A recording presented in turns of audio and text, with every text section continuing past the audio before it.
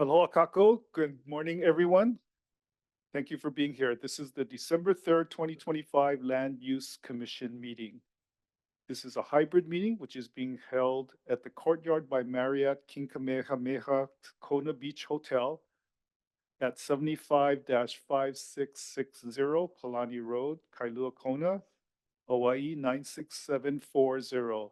This meeting is open to the public. For all meeting participants, we would like to stress the importance of speaking slowly, clearly, and directly into your microphone. Before speaking, please state your name and identify yourself for the record. Again, this is a hybrid meeting, so please be aware that all meeting participants are being recorded on the digital record of this Zoom meeting, which will be posted to YouTube and used for court reporting purposes. Your continued participation is your implied consent to be part of the public record of this event. If you do not wish to be part of the public record, you should exit this meeting now. Please note that the Q&A feature on Zoom will only be monitored for signing up for public testimony, and all other communications will not be addressed or part of the meeting record. Communications can be emailed to our office at dbedt.luc.web@hawaii.gov. We'll also share with all participants that we will take breaks from time to time, about every 60 minutes. For the commissioners participating via Zoom, please indicate where you are attending this meeting and if there's anyone else over the age of 18 present with you when I call your name. My name is Brian Lee from Oahu, and I have the privilege of serving as the LUC chair today. We currently have 9 seated commissioners, and along with me today are Commissioners Ken Hayashida and Mel Kahele from Oahu, Commissioner Michael Yamane from Kauai, and Commissioners Maomi Sato from the Big Island and Commissioner Nancy Carr-Smith from the Big Island attending via Zoom. Commissioner Carr-Smith, are you there by yourself? Good morning. Yes, I'm attending via Zoom from my home at 651174 Kahavai Street in Kamwala, and I am here alone. Thank you. Thank you, Commissioner Carr-Smith. Absent today are Commissioners Kuike Kamakea Ohelo from Oahu, Commissioner Bruce Uu from Maui, and Commissioner Dan Giovanni from Kauai. So thank you all for being here today.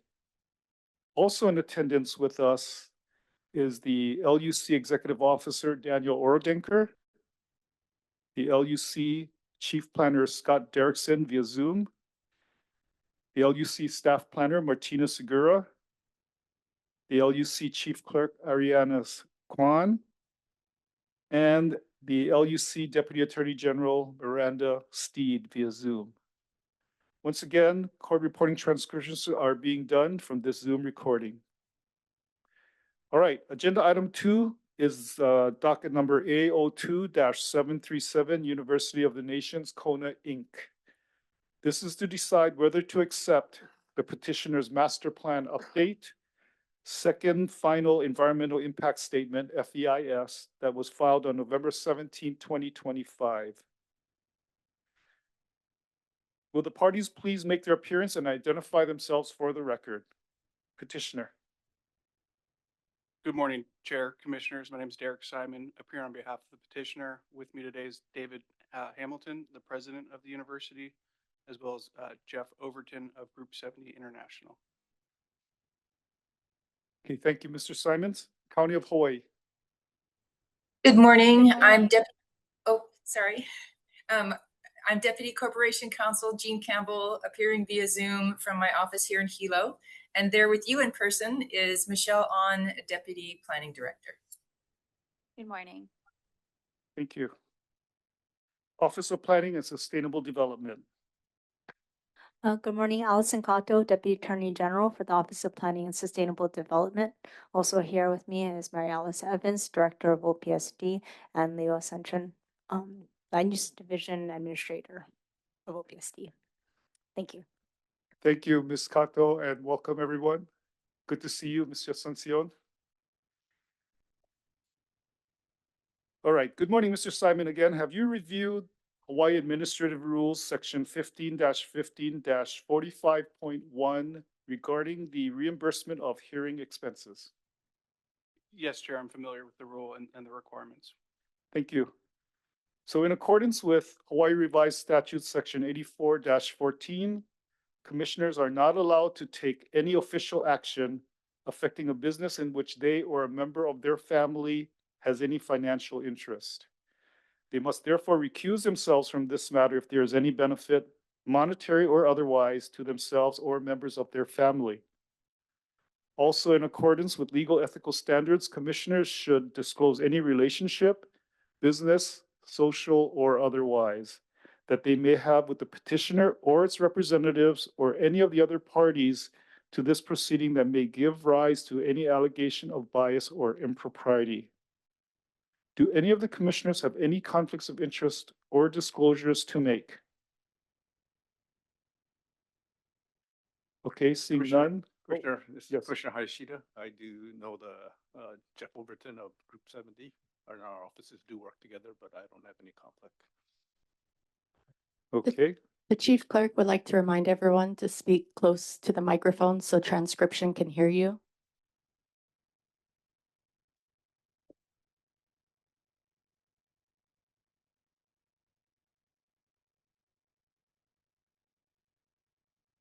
thank you. Thank you, Commissioner Hayashida. Let me now briefly explain our procedures for today. First, we will recognize the written public testimony that has been submitted on this matter. Second, we'll call for members of the public who wish to provide oral testimony on this matter. Third, the staff planner, Ms. Segura, will give a briefing on the staff report that has been posted for this docket. Mr. Derrickson may also participate in that. Fourth, the petitioner will then be called upon to make their presentation. Fifth, the chair will then call on the county planning department and then OPSD for their presentation and/or comments. And sixth, the commissioners will have opportunities to ask questions of the parties at the conclusion of their presentations. Seventh, the parties will be given an opportunity for closing arguments. Eighth, we'll then reopen the floor to the public for any new and additional oral testimony on this matter.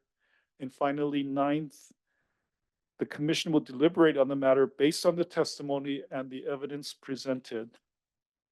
We'd like to once again remind all participants to speak slowly, clearly, and directly into their microphones. Before speaking, please state your name and identify yourself for the record. This ensures that our transcriber can produce an accurate transcript of the proceedings. Are there any questions now about our procedures for today? Okay, as stated on today's agenda, please be informed that the relevant records and documents pertaining to this matter can be accessed for review on the Land Use Commission website at luc.hawaii.gov/A02-737. We will now recognize any written public testimony submitted in this matter. Ms. Kwan, has there been any written testimony submitted? Yes, Mr. Chair, we received one written testimony on November 28th, 3 testimonies on December 1st, 5 on December 2nd, and 2 on December this morning. And they are all posted on our website. Thank you, Ms. Kwan. Are there any members of the public that wish to testify on this matter? Yes, Chair, I have 3 in the room that would like to give oral testimony. And if anyone on the Zoom would like to give testimony, please use the Q&A feature to let me know. I will first call David D. Carvalho up for testimony.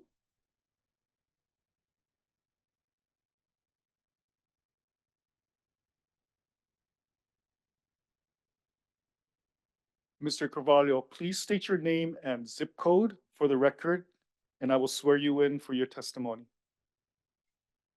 Yes.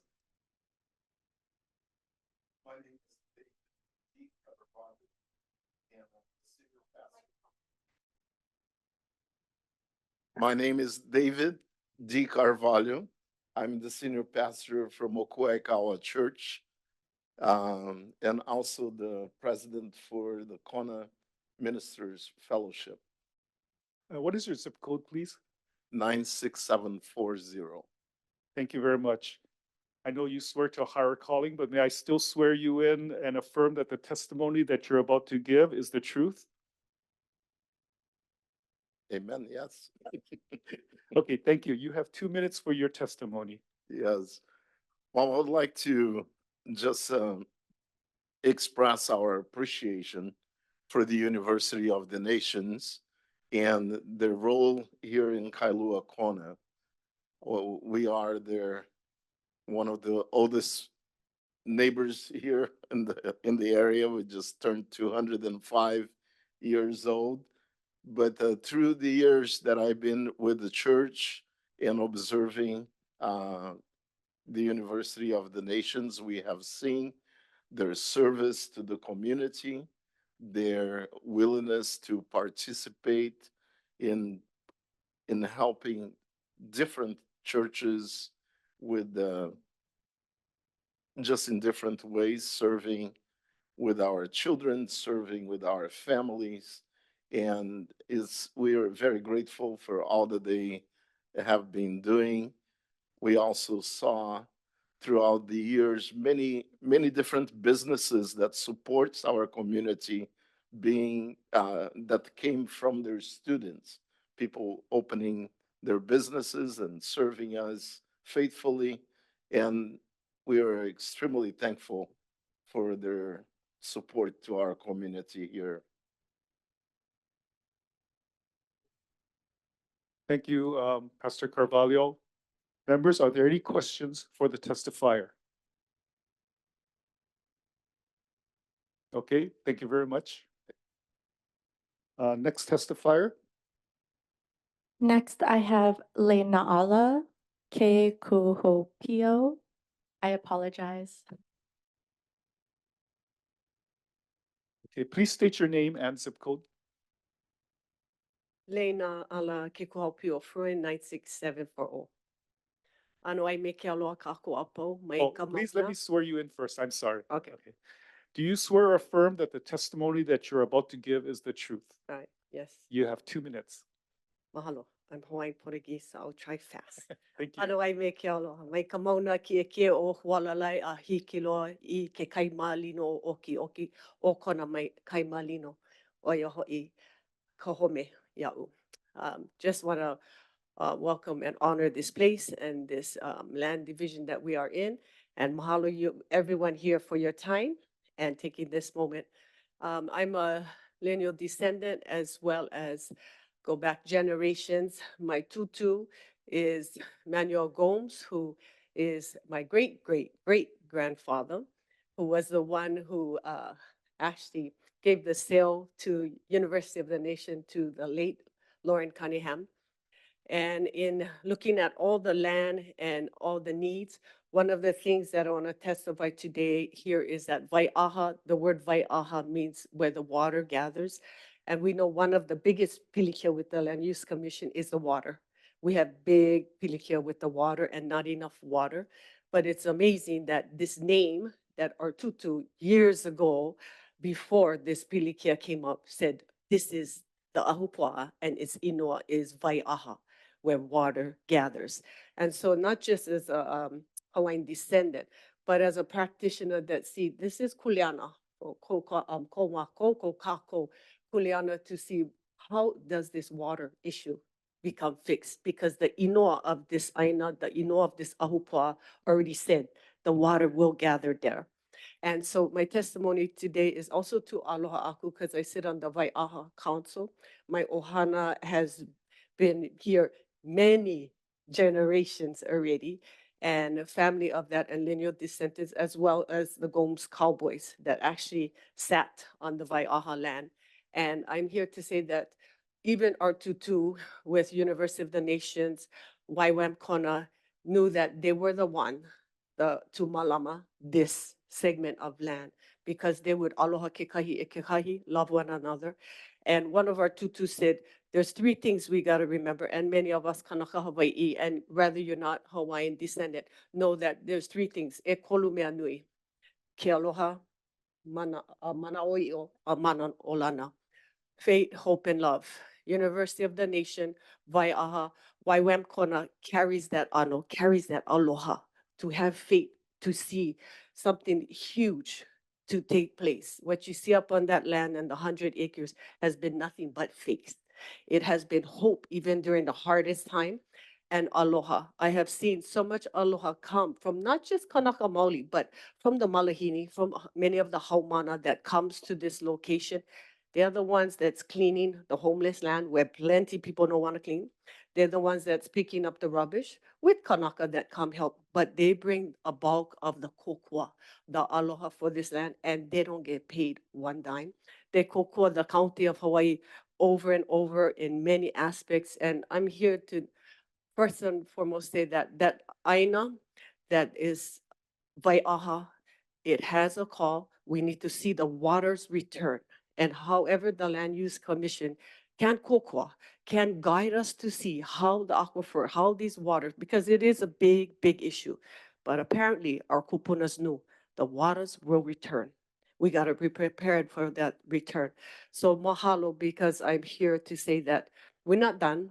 We have much to do, but we're going to do it with aloha. We're going to do it with hope and faith. So mahalo for the Land Use Commission, every one of you who take your time to come out and to be here. Mahalo nui ya o ko apo na ukahauoli. Mahalo. Thank you very much. Members, any questions for the testifier? I have a question. I'm sorry. So Commissioner Kahele. thank you. Hi. Thank you, Brian. Are you in support of the project? For the, yes. Thank you. All right. All right, thanks. Thank you. Any other questions for the testifier? Okay, seeing none. Thank you very much for your Hi, testimony. mahalo. Ms. Kwan. I have Janice Palma Glenn for the next testifier. And then we have 3 more online after this. Thank you. All right, Ms. Palmer, please state your name and your zip code, and then I will swear you in. My name is Janice Palma Glenny. My zip code is 96740.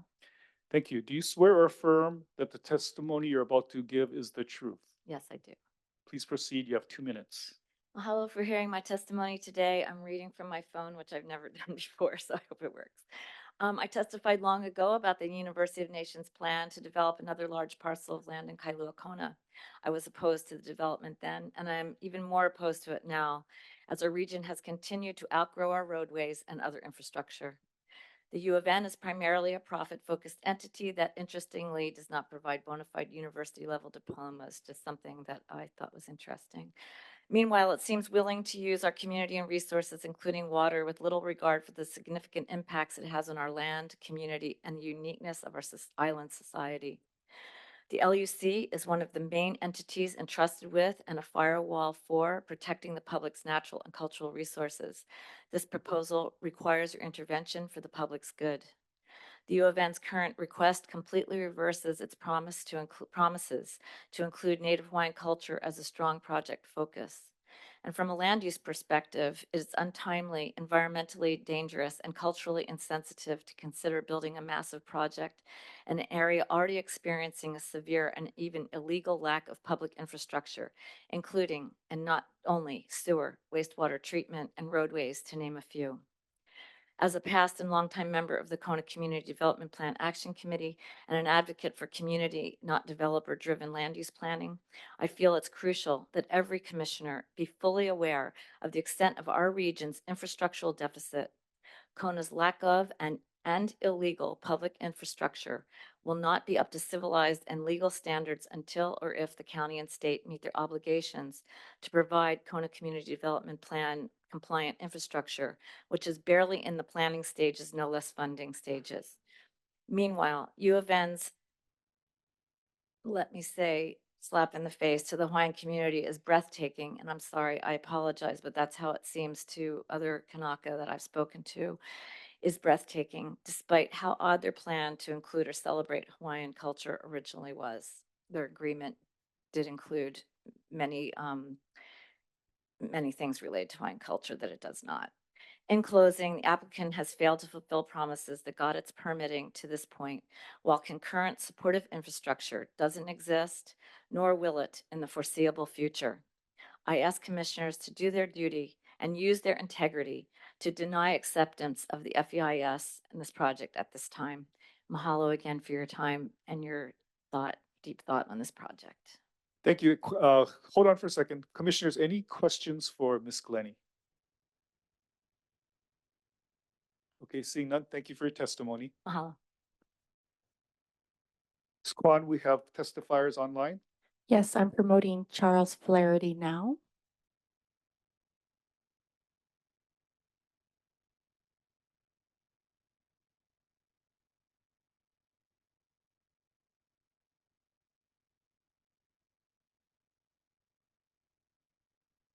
Mr. Flaherty, can you turn on your camera and give us a mic check? Testing. Thank you. Thank you, Ms. Kwan. Mr. Flaherty, please state your name and zip code, and then I will swear you in. Charles Flaherty, 96704. Thank you, Mr. Flaherty. Do you affirm or swear that the testimony that you're about to give is the truth? Yes, sir, I do. Thank you.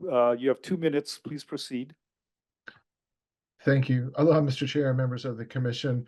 I'm speaking on behalf of the Sierra Club of Hawaii, the Hawaii Island Group, which is strongly opposed to the commission accepting the petitioner's 2020 Master Plan Update Second Final Environmental Impact Statement for the following reasons. The first is that it explicitly violates the existing decision and order, which represented a commitment to the Kanaka Maoli elders and their community to create and operate a cultural center that honors and perpetuates Kanaka Maoli traditional and customary practices and religious beliefs and their relationship with the Christian missionaries who colonized this area and how that relationship and religious beliefs have evolved to this day. Secondly, it erases all elements of the Commission's August 8, 2003 Findings of Fact, Conclusions Law, and Decision and Order for State Land Use Boundary Amendment as they relate to the preservation and/or perpetuation of Kanaka Maoli constitutional rights and culture, and the FEIS is effectively a repetition of the Jim Crow era of ethnic cleansing in which barriers were put into place to prevent Kanaka Maoli from engaging in traditional and customary practices. It is a de facto violation of Article 12, Section 7 of the state constitution, Hawaii revised statutes, including Chapter 343 and Hawaii administrative rules, and ignores the fact that the Kona area contains 7 royal centers, is one of the most significant cultural landscapes in the state of Hawaii, and the proposed master plan causes further irreparable harm to this cultural landscape.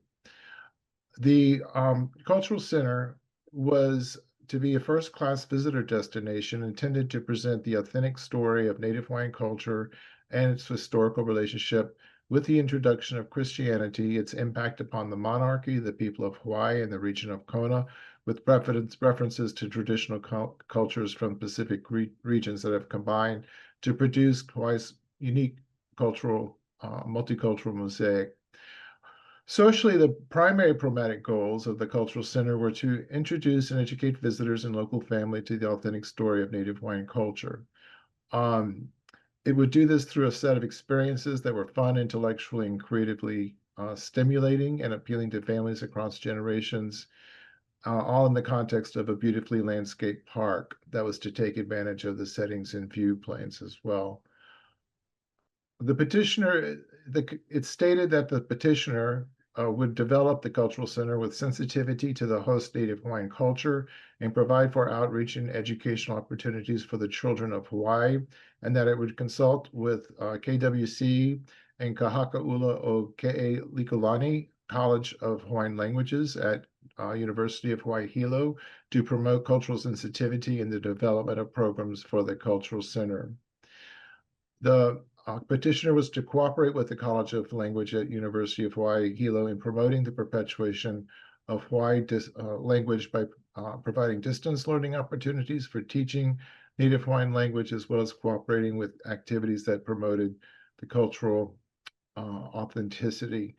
The FEIS completely ignores the Commission's prior DNO containing extensive and substantial conditions essential to the preservation and perpetuation of Kanaka Maoli constitutional rights and traditional and customary practices. To many, it appears to be a shocking repeat of the history to what many have now described as a genocide of Kanaka Maoli and their culture. The Hawaii Island Group urges the Commission to reject the FEIS for these reasons, that it violates the Hawaii Constitution, prior Hawaii court precedent, Hawaii revised statutes, and Hawaii administrative rules. Mahalo for this opportunity to testify, and we urge you to keep the existing DNO in place or to amend it to require that the protections and perpetuations for Native Hawaiian traditional and customary practices, especially for this area, be maintained. Thank you very much. Thank you, Mr. Flaherty. Commissioners, are there any questions for the testifier? Okay, seeing none, thank you very much, Mr. Flaherty. Ms. Okay, Kwan. I'm promoting Cindy Friedas now.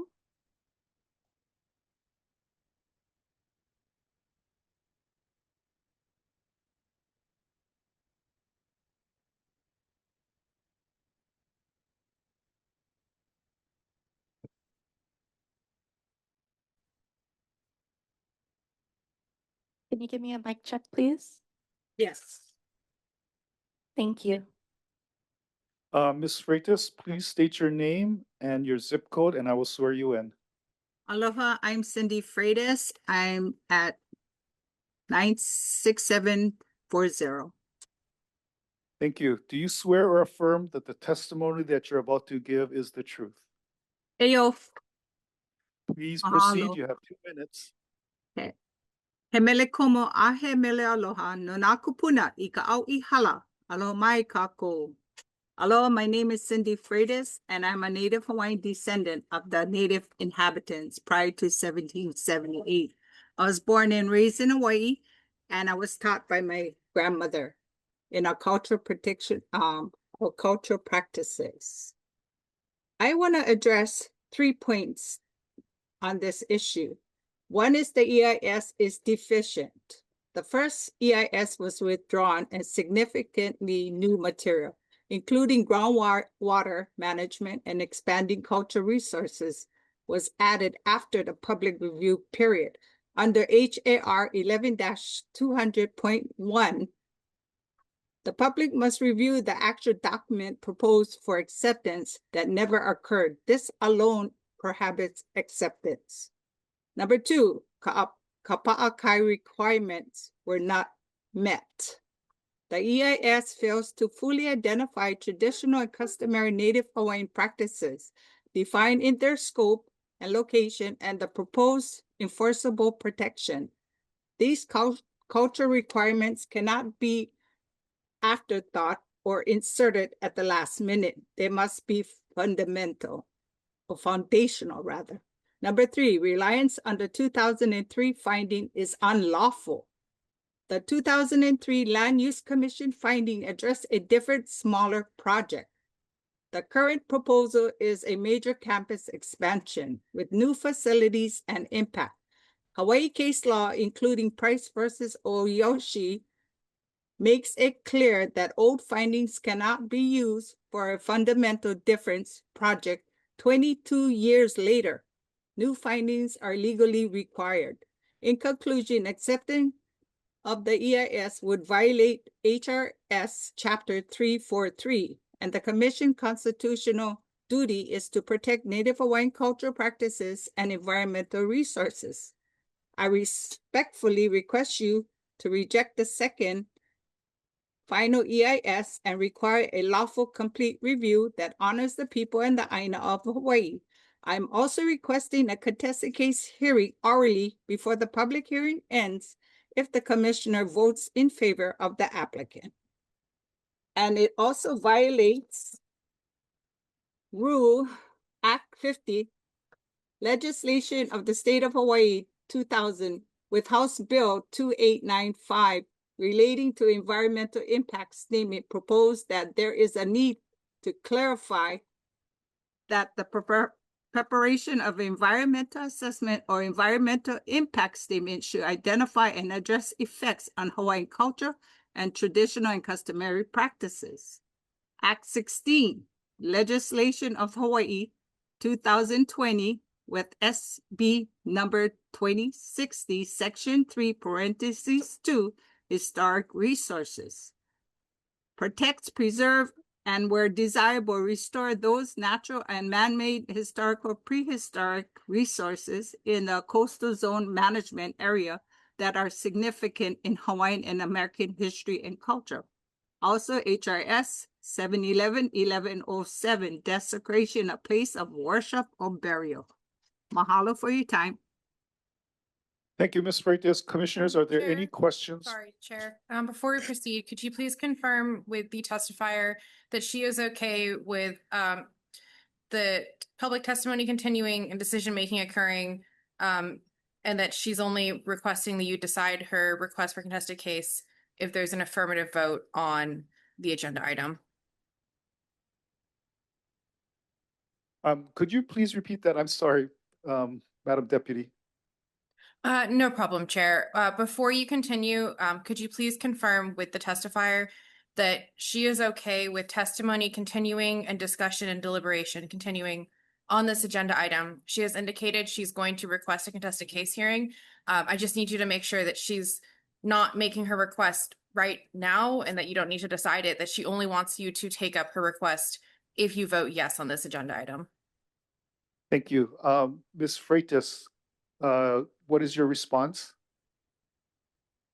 If there should be in favor of the applicant, then I would request and put it in writing 10 days after the decision is made for a contesting case, which I am a culture practitioner. And I have, that is my duty. Okay, so Madam Deputy, we can continue for today. Is that correct? You can continue. Thank you, Chair. Thank you. Commissioners, any questions for Ms. Freitas? Commissioner Kahele. Thank you, Chair.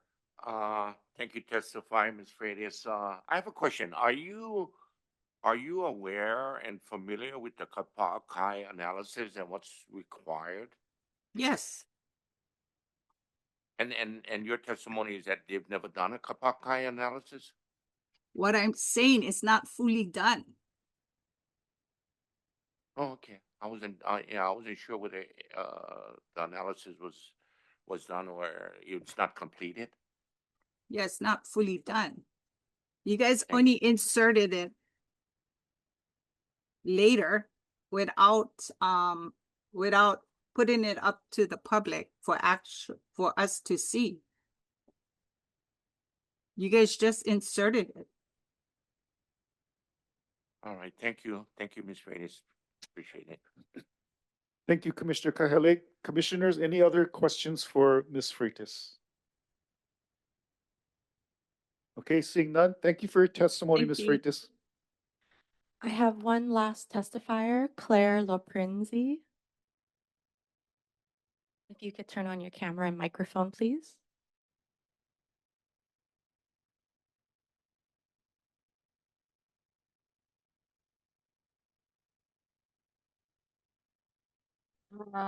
Do you hear me? Oh, Yes, are you able to turn on your camera? start my video. Okay, thank you. I'm going to ask Okay, there you we go. to state your aloha. Okay. I'm going to ask you to state your name and your zip code, and then I will swear you in, Ms. Loprenzi. Eau Claire Koinoa. I live at 96725 74-4927B Mamalohoa. I do swear to, they said the church, but even the higher power beyond them. So yes, I'd like to testify. So you do swear and affirm that the testimony you're about to give is the truth. Is that correct? Gotta be the truth. Okay, and what was your name again? Could you please state, your name on the screen seems different from what you said. Claire, C-L-A-R-E, Loprinzi, L-O-P-R-I-N-Z-I. Okay, thank you. Sorry for my confusion. All right, please proceed. You have 2 minutes to testify. Okay, I am an indigenous practitioner of, I have dual citizenship from Sicilia. I've got 8 generations, never compromised on I mostly work with helping the babies be born into the world. 1,500 by now. Been doing it for 52 years. So kapakai analysis is my life, and and I've been to the YM. I've been up there. I worked at Ehunui Kamalino for 13 years, and went up there, and I was surprised when I went up there that day because there was just all kinds of different peoples of different cultures, which is always fine, but nobody spoke any English, and I was like, where, who are these people working for, and what are they working for? And so I had that like question. I also know that and everybody has their right to their religion and all of that. I respect all that, but that it's really a lot of money and a lot of push towards on a religious level. I had gone up there to check out the aquaponics up there.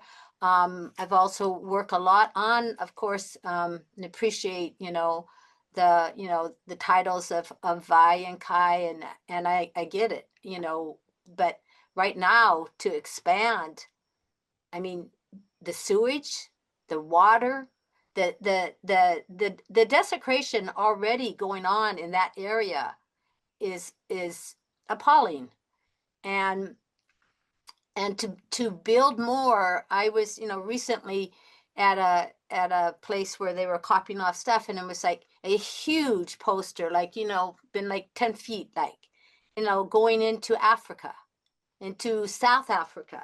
Now I also work in Soweto in South Africa because I hope birth practices come back, because there's very few of us that have never used the drugs and the machines.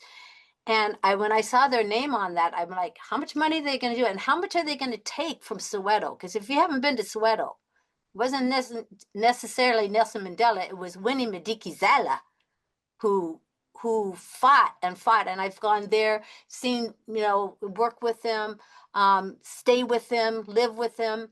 And, the shootings of the kids and go all past all these places. And I'm going, you are now going to be pushing something and going and trying to convert more into their own religions, and the people are strong down there. They've survived all these years.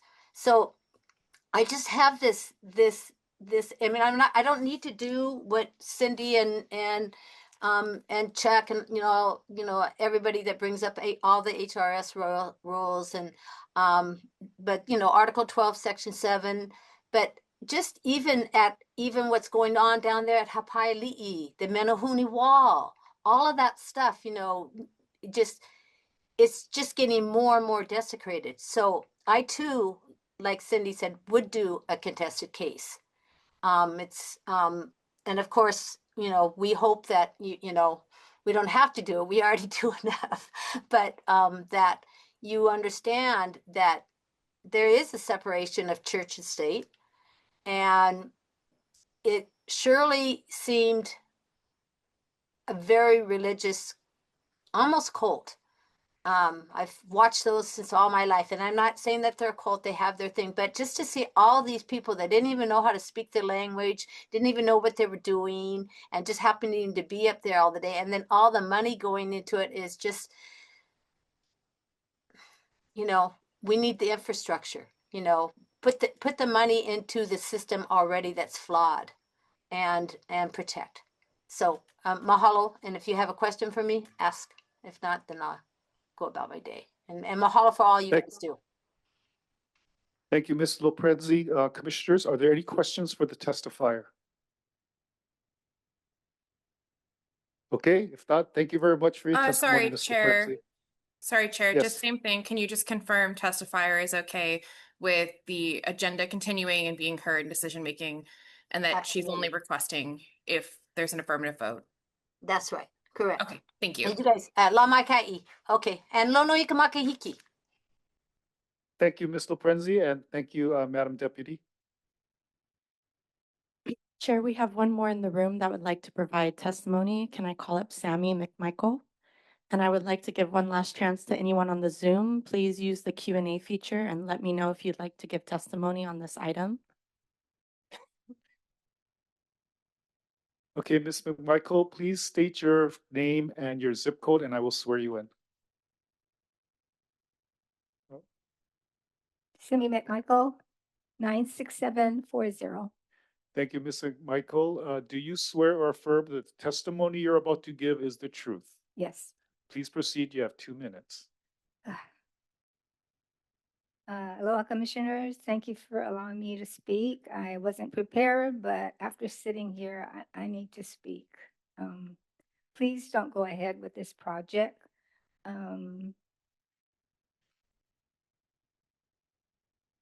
There's so much desecration going on right now with all this construction and permits.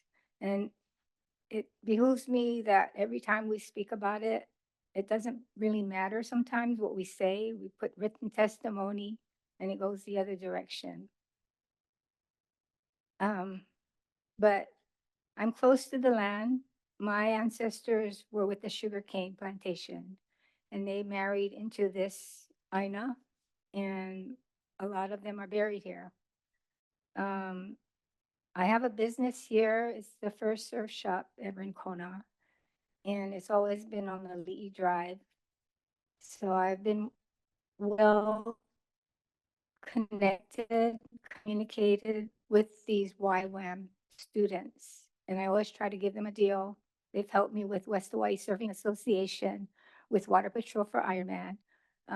They're really sweet people, and they're on a mission, and they want to spread the word of God, Jesus Christ, to everyone, and they have good hearts. They're good kids. I love working with them. But when I saw this only a few days ago, they were saying that this was a nonprofit organization. But within speaking to the kids, they addressed that they were paying $10,000. I was kind of shocked. $10,000? Yes. And I said, what do you do? And they said, well, they go to these lectures and they pay for the 3 months that they're here. And then 3 months later, they're sent out to these foreign places. These foreign places, they say, is a learning experience they'll never forget. And I'm saying that the church is good, but it's deceiving to think that it's nonprofit when they're making a profit. These kids are paying $10,000 to $12,000. I Googled it. I couldn't believe what was going on. And it was kind of hoalona, because just yesterday, a really sweet girl came in just yesterday. She was trying to buy a dress from me. So I started to ask her, are you living here? She just finished the whole course. She was sent to New Guinea. She was here for 3 months, and then she went to New Guinea. And I said, well, how was that? And she said, well, it was awakening. She's just out of high school. She went there. She says, it's very primitive, but the people are very sweet. I said, well, did you have shower in bed? She goes, well, it was 9 of us and 2 leaders, and they're makeshift huts. And she said, like, she started to explain more, but I don't have 3 minutes here. But she had a parasite in her tummy. I go, wow, what does that mean? And she says she's very ill. And so what I'm saying, that I don't, and then it said in somewhere that they were going to bring this cruise ship. The cruise ships are here now. They're wonderful people too. But you're going to bus them to your organization for a cultural center. And it kind of bothered me because it was how the Christians kind of, I guess, the Hawaiians brought in. But I don't think that this is proper. If you're Kanaka Maoli and you're using us as a site to bring in millions of dollars to display this, I think this should be private. It shouldn't be a public moneymaker. And I'm very concerned about the Great Wall of Kuakini, because in the past, they have been destroyed. And I pulled up the 2003, the final preservation. There's a drawing on it, it's all intact. When I looked at the plan, it's cut up and it has a diagram. Your LUC area shows the Great Wall, but then it just doesn't say that this is archaeology. It is. It's a Great Wall of Kwikini, and it's now a monument. It's 6302. You can't destroy it. And that wall, in the past, I know for a fact, but speaking with the archaeologists, they're burials.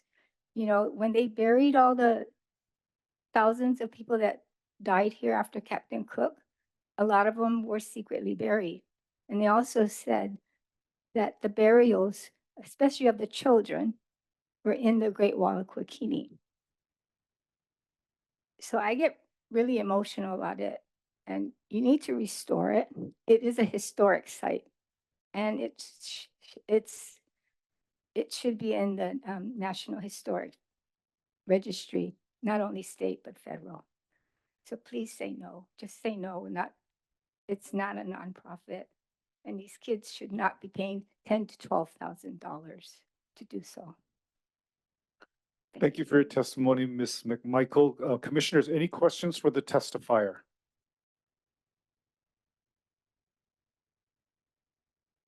Okay, seeing none, thank you for your testimony today. Thank you. Ms. Kwan, are there any other testifiers? Seeing none, Chair. Thank you very much. We will now call on Staff Planner Ms. Segura to please summarize the staff report for us and any of the staff's concerns. And I understand that you will be also directing to your colleague, Mr. Derrickson. Yes, this is Martina for the record. The Land Use Commission staff report was posted to the Land Use Commission website on November 21st for public access and view, as well as the commission's review. And Scott and I are going to be splitting the staff report presentation. He's gonna cover the procedural and legal requirements, and I'm kind of just gonna summarize the staff report. So Scott can go ahead and start with that. Mr. Derrickson, please proceed. Aloha kako. This is Scott Derrickson, Land Use Commission Chief Planner. Some of you are probably wondering why the LUC is now being asked to accept a final EIS in 2025 for a district boundary amendment that was approved in 2003. And I'll try and answer that by providing some context. The 2003 Land Use Commission order contemplated a different project.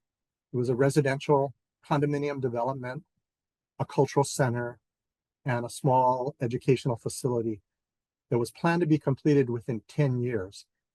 Therefore, at that time, the LUC was asked to approve the entire project rather than approving the project in increments. The subject property is currently in the state urban district and is subject to the conditions in the 2003 decision and order.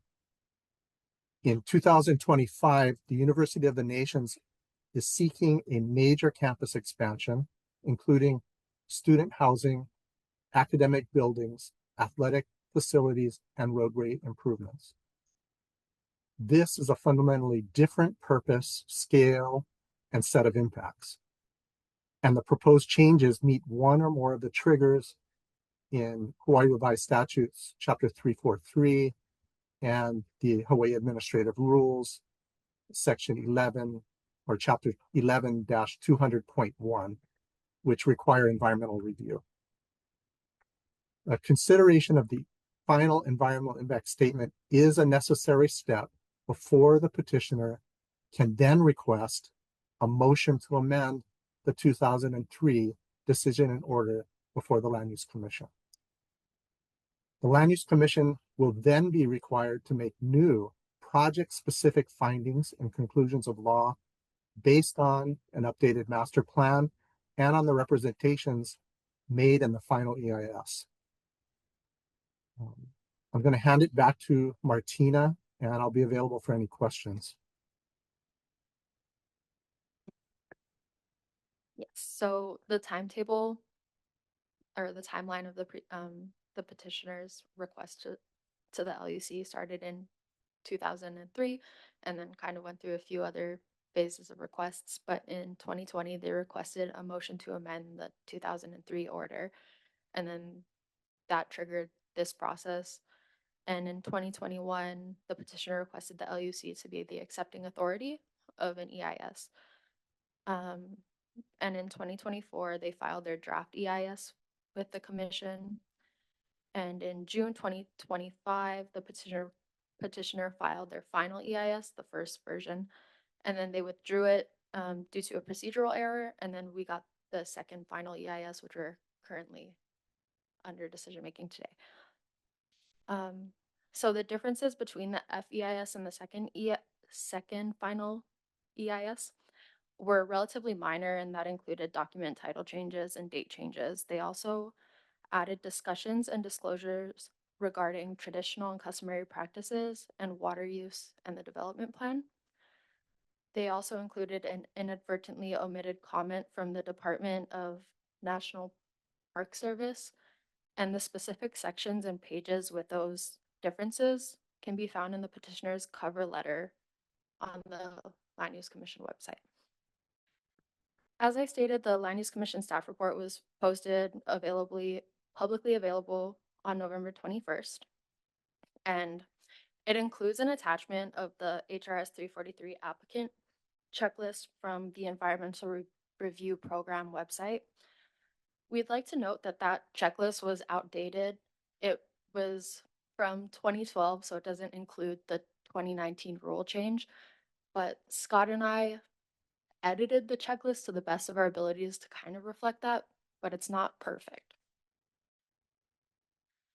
So the purpose of that checklist was for us to kind of identify where specific information was for staff review and commission review to kind of indicate, like, here's where you can find the traditional and customary practice information. So that's kind of the purpose of that checklist and why we used it that way. Ultimately, staff believes the petitioner fulfilled the minimum content requirements and the acceptability requirement for the final EIS pursuant to Chapter 343 and HER Chapter 11. However, when the 2020 motion to amend comes back, some information important to Land Use Commission decision-making procedure might need some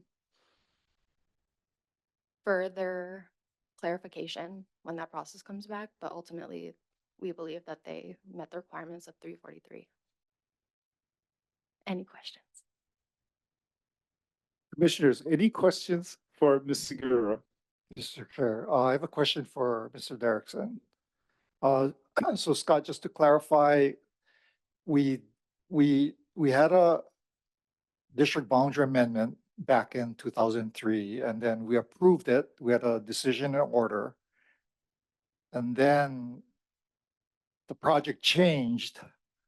So instead of redoing a DBA, it's already urban approved.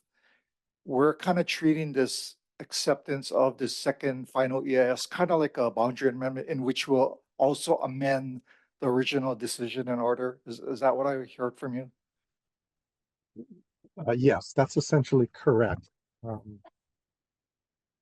The commission approved the prior project in 2003 by awarding a district boundary amendment.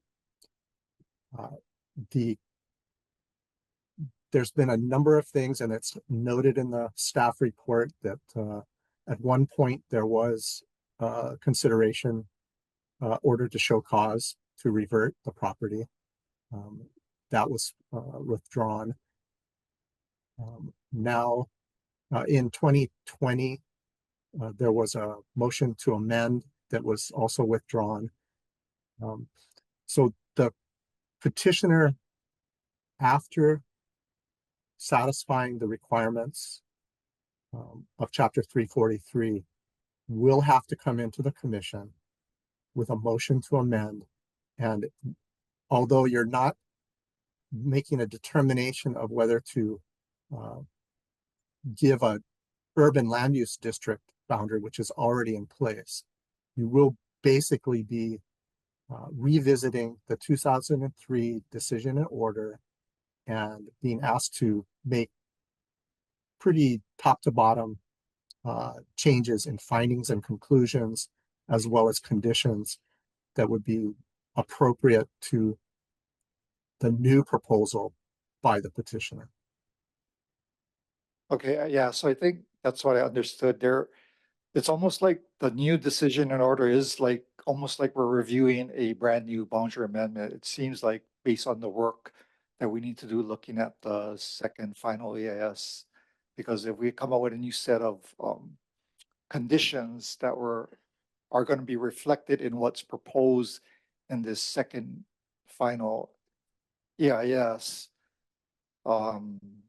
that's the next step. If we were to just, today we're looking at accepting, and then there's another step after this that says we now need to impose conditions similarly like we're approving a new boundary amendment. Am I saying that right? I believe you are. You're not approving a new boundary amendment. The area is already in the urban district, but you will be asked to do a pretty much of a complete overhaul of the existing approval in the 2003 decision and order with a new decision and order that would reflect this very different project. Got it. And just refresh my memory, if we're on a normal boundary amendment proceeding, is that a contested case? Yes. Okay, thank you, Scott. Thank you, Commissioner Yamane. Any other questions for the staff planners?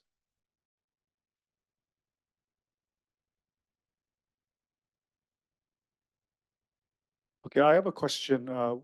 What would be the timeline after this, if this EIS is approved, for the hearing for the amendments and possible change in conditions? What would be the timeline for that to occur?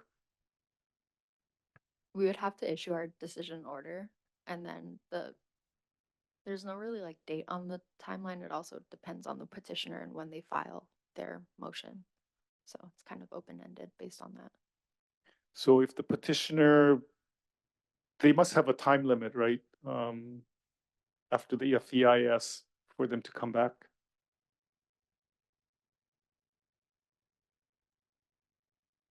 I don't believe there's. This is Scott. The commission has a 30-day deadline to make a determination on this FEIS and submit that determination to the environmental review program. After that point, the petitioner itself, it's completely up to them how long it will be before they put together a motion to amend with the appropriate supporting information and submit it to the Land Use Commission.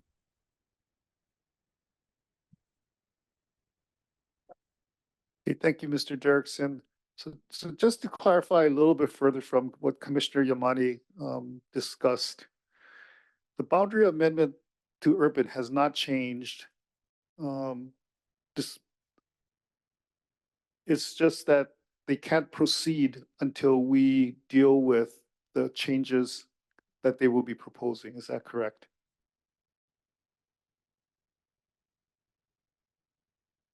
So right now, the document before you is a disclosure document. Because their project has changed in significant material ways, they've had to do this new environmental disclosure document. If it moves beyond the commission, the next time you'll see a request, it'll be a request from a motion to amend. And they will be required to, again, provide you with good cause and sufficient evidence to make the changes that they're requesting. So that will be new findings of fact, new conclusions of law, and new conditions that are appropriate to this new and different project from what was approved in 2003.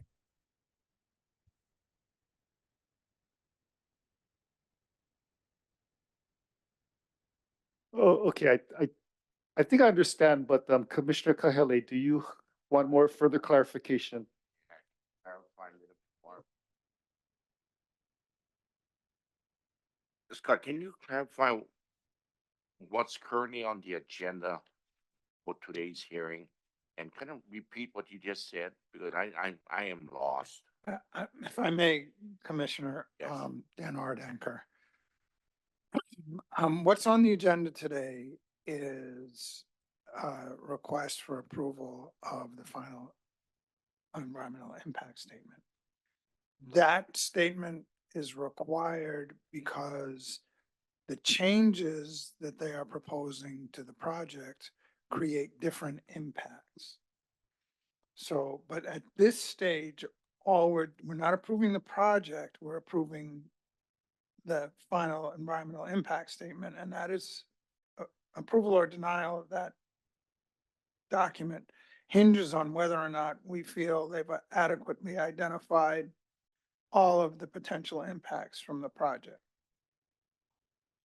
Once we approve, if we approve, not once, if we approve the final environmental impact statement, then there will be a period of time where we'll have to publish it and file notices with the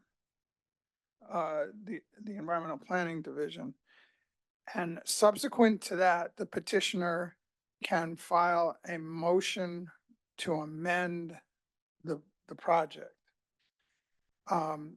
As Scott mentioned, we're not changing the boundaries of the urbanized area. What we are looking at is a change in use and what's proposing to be built. Once they file that petition, we will then schedule a hearing on whether or not to grant that motion. At that time, the petitioner will bring in evidence or will be required to bring in evidence to support their position that the motion should be granted. And they will have to explain what it is that in detail, what it is they're proposing to build.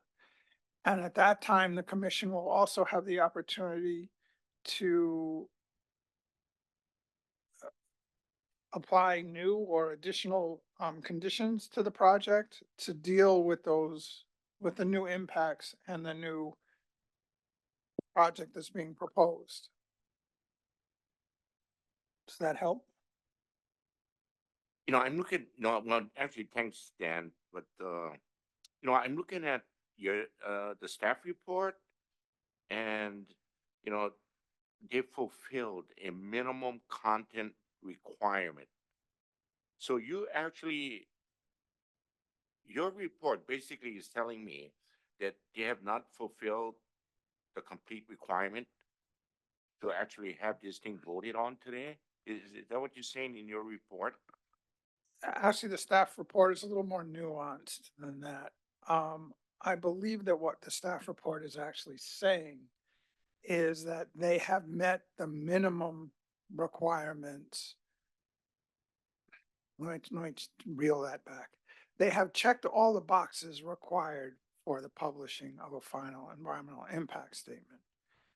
There are some concerns with regard to the depth at which they discussed those impacts. But is it up to this commission to decide whether or not they went into enough detail such that the environmental impact statement, the final environmental impact statement, meets the criteria for acceptance?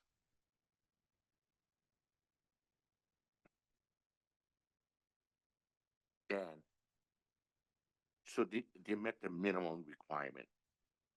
This issue regarding the Kapakai analysis that most of the testifiers had testified is complaining about is not a complete analysis under the Supreme Court ruling decision. That's a requirement that all, and I believe everyone that's in this situation that we currently are in now with this developer, aren't you required to complete a complete analysis or Kapaka analysis? Yes, well, actually, And- that once again, that question requires a nuanced response. They need to provide enough information for us to determine whether or not the Kapaka analysis can be met. Okay, we actually do the Kapaka analysis, Right. but they have to provide us with enough information so that we can do it. And that is our obligation.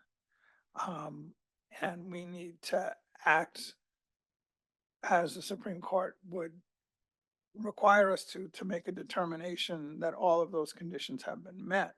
Now, at this stage, and Miranda, you please feel free to chime in if I'm getting this somewhat wrong. At this stage, we're not doing a Kapaka analysis on the project itself because when the project itself is not in front of us. The question is whether there's enough information in the FEIS under that area Kapaka analysis for us to determine that the FEIS is sufficient. If the commission does not feel that there's not enough information to satisfy Kapaka in the FEIS, then it has no choice but to reject it.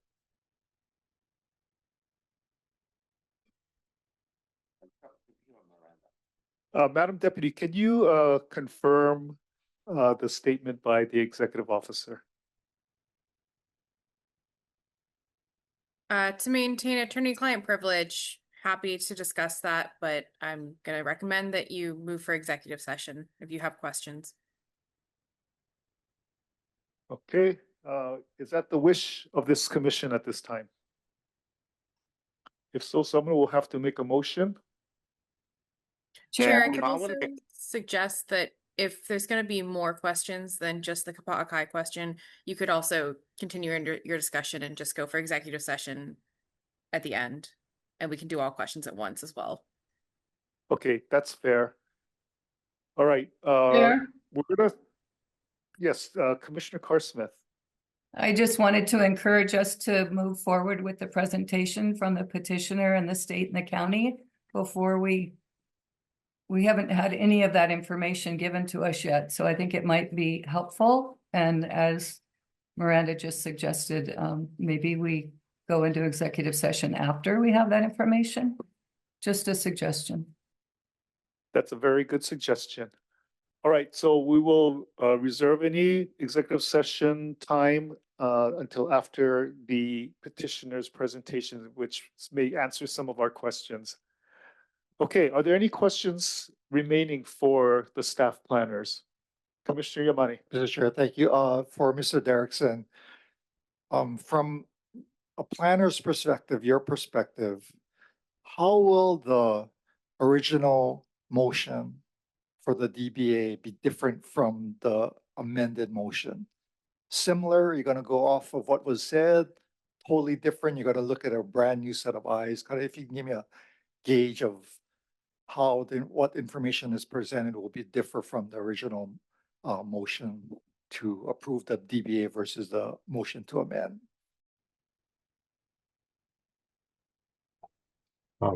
This is Scott Derrickson. Part of that is going to be completely up to the petitioner on what they'll be asking in their motion to amend. But as I said, their updated master plan, which is driving the final EIS that's before you, is markedly different from what was approved by the commission in 2003. So I would expect that there will be a majority of what the motion requests is going to be new and different. Okay, thank you. Okay, thank you. Any final questions for the staff planners? Okay, seeing none. Thank you very much, Ms. Segura, Mr. Derrickson. Okay, petitioner, will you please provide an estimated length of time for your presentation? Thank you, Chair. We have two people will be speaking. Mr. Hamilton sitting to my right, who's the president of the university, as well as Jeff Overton from G70. I expect our presentation to go 20-25 minutes, maybe, without questions. Don't Okay. hold me to it, but I'll do my best to try to keep it to that time. Thank you, Counselor. Will you please proceed? Yes. Thank you, Chair. Thank you, Commissioners. Again, my name is Derek Simon, representing the University of the Nations, Kona, Inc. I want to thank, sorry, is that better? I want to thank the commission and its staff for having us here today. It's a heavy lift. It's a lot of work to get this coordinated and to get this set up, away from the office on Oahu. So we're very appreciative of that. You know what? Let's take a break since it's been a little bit more than an hour, and then we will proceed with your presentation. Understood. Okay, Thank you, 10-minute break. We'll be back at 11:37.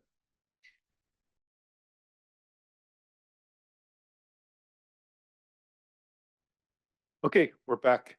All right, Mr. Simons, please proceed. Thank you, Chair. Thank you again, Commissioners. Again, my name is Derek Simon, appearing on behalf of the University of the Nations, Kona, Inc. As staff noted, we're here today to talk about the acceptance of a final EIS. That's a disclosure document. That's not approval of this project. There are subsequent steps that need to be taken and findings and conclusions that the Commission would have to make, including the position of conditions before any project moves forward. So I just want to make sure we're clear on that. Whoops. There we go. We're going to have two people up here presenting along with me. The first one is Mr. Hamilton, who's sitting to my right at the moment. He's going to provide some context and background on the university, what they do and why they're seeking to expand their campus. I think, as you noticed from some of the public comments, I think there's some misconceptions about what they do, who they are. And so I think that context is important for the Commission to understand and clarify. After Mr. Hamilton's done, Mr. Overton will join me and we'll give you a presentation on the final EIS. And then, of course, we're going to open and welcome any questions the Commission may have. Before we jump in and I hand it over to Mr. Hamilton, I just wanted to give the Commission a little idea of where the petition area is. It's a little hard to see with the glare, but the yellow or the red arrow in the bottom left points to the King Cam Hotel that we are at today. And then on the right side of the screen, you can see the petition area. It's actually made up of two tax map parcels outlined in yellow. And then immediately to the left of that, it's really kind of north, is the existing campus for the University of the Nations. And again, the overall project being discussed and disclosed in the final EIS is expansion of that existing campus onto the petition area.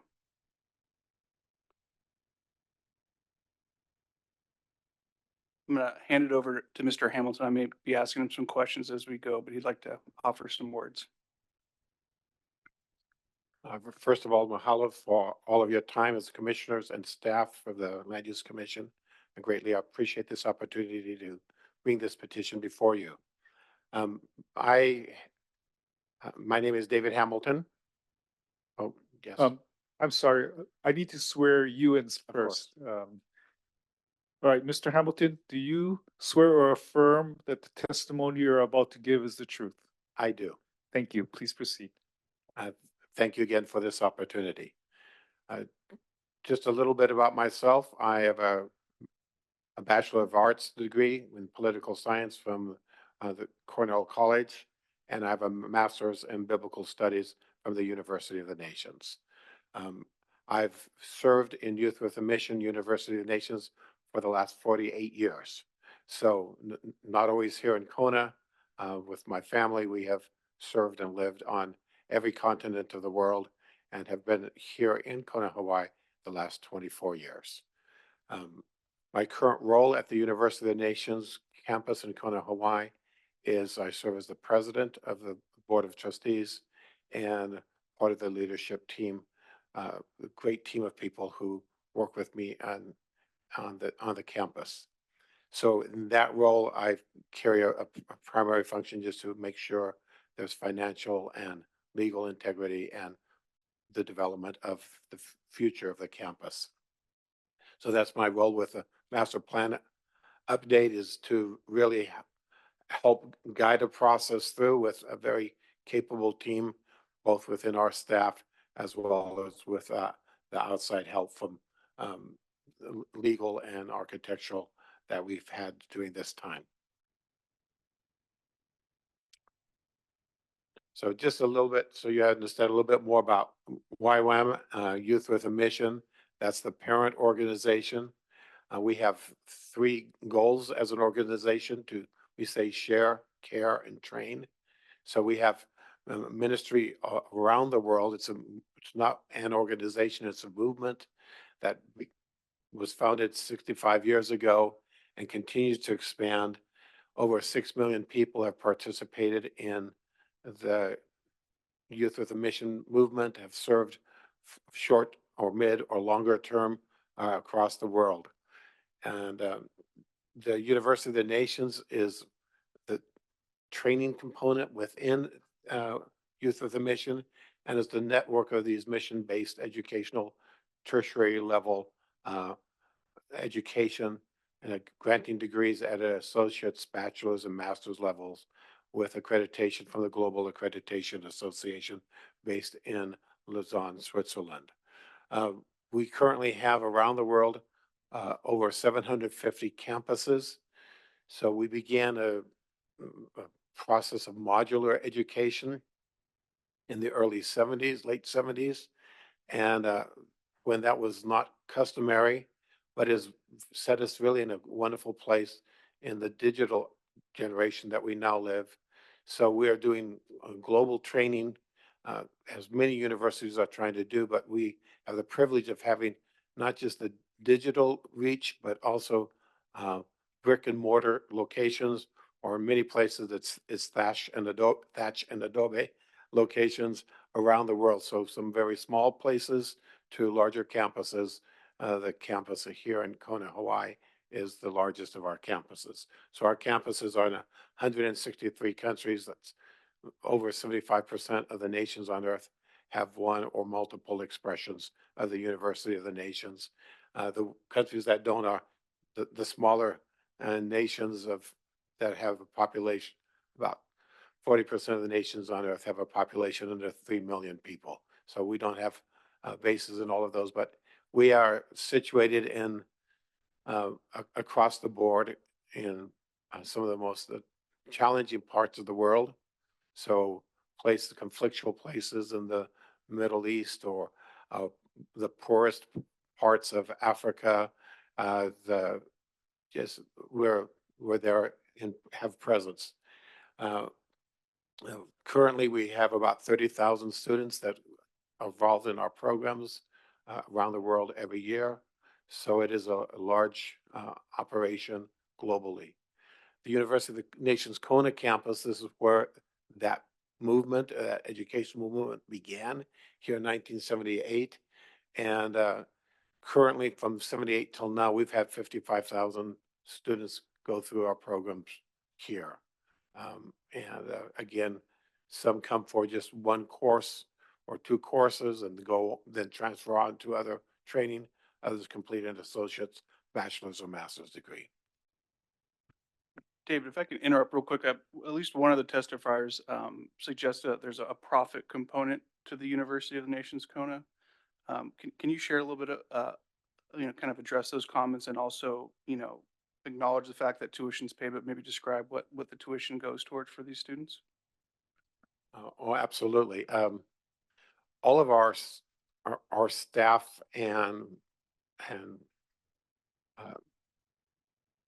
all of the professors, everyone who's part of our faculty, are professionally skilled in their areas of expertise, but donate their time.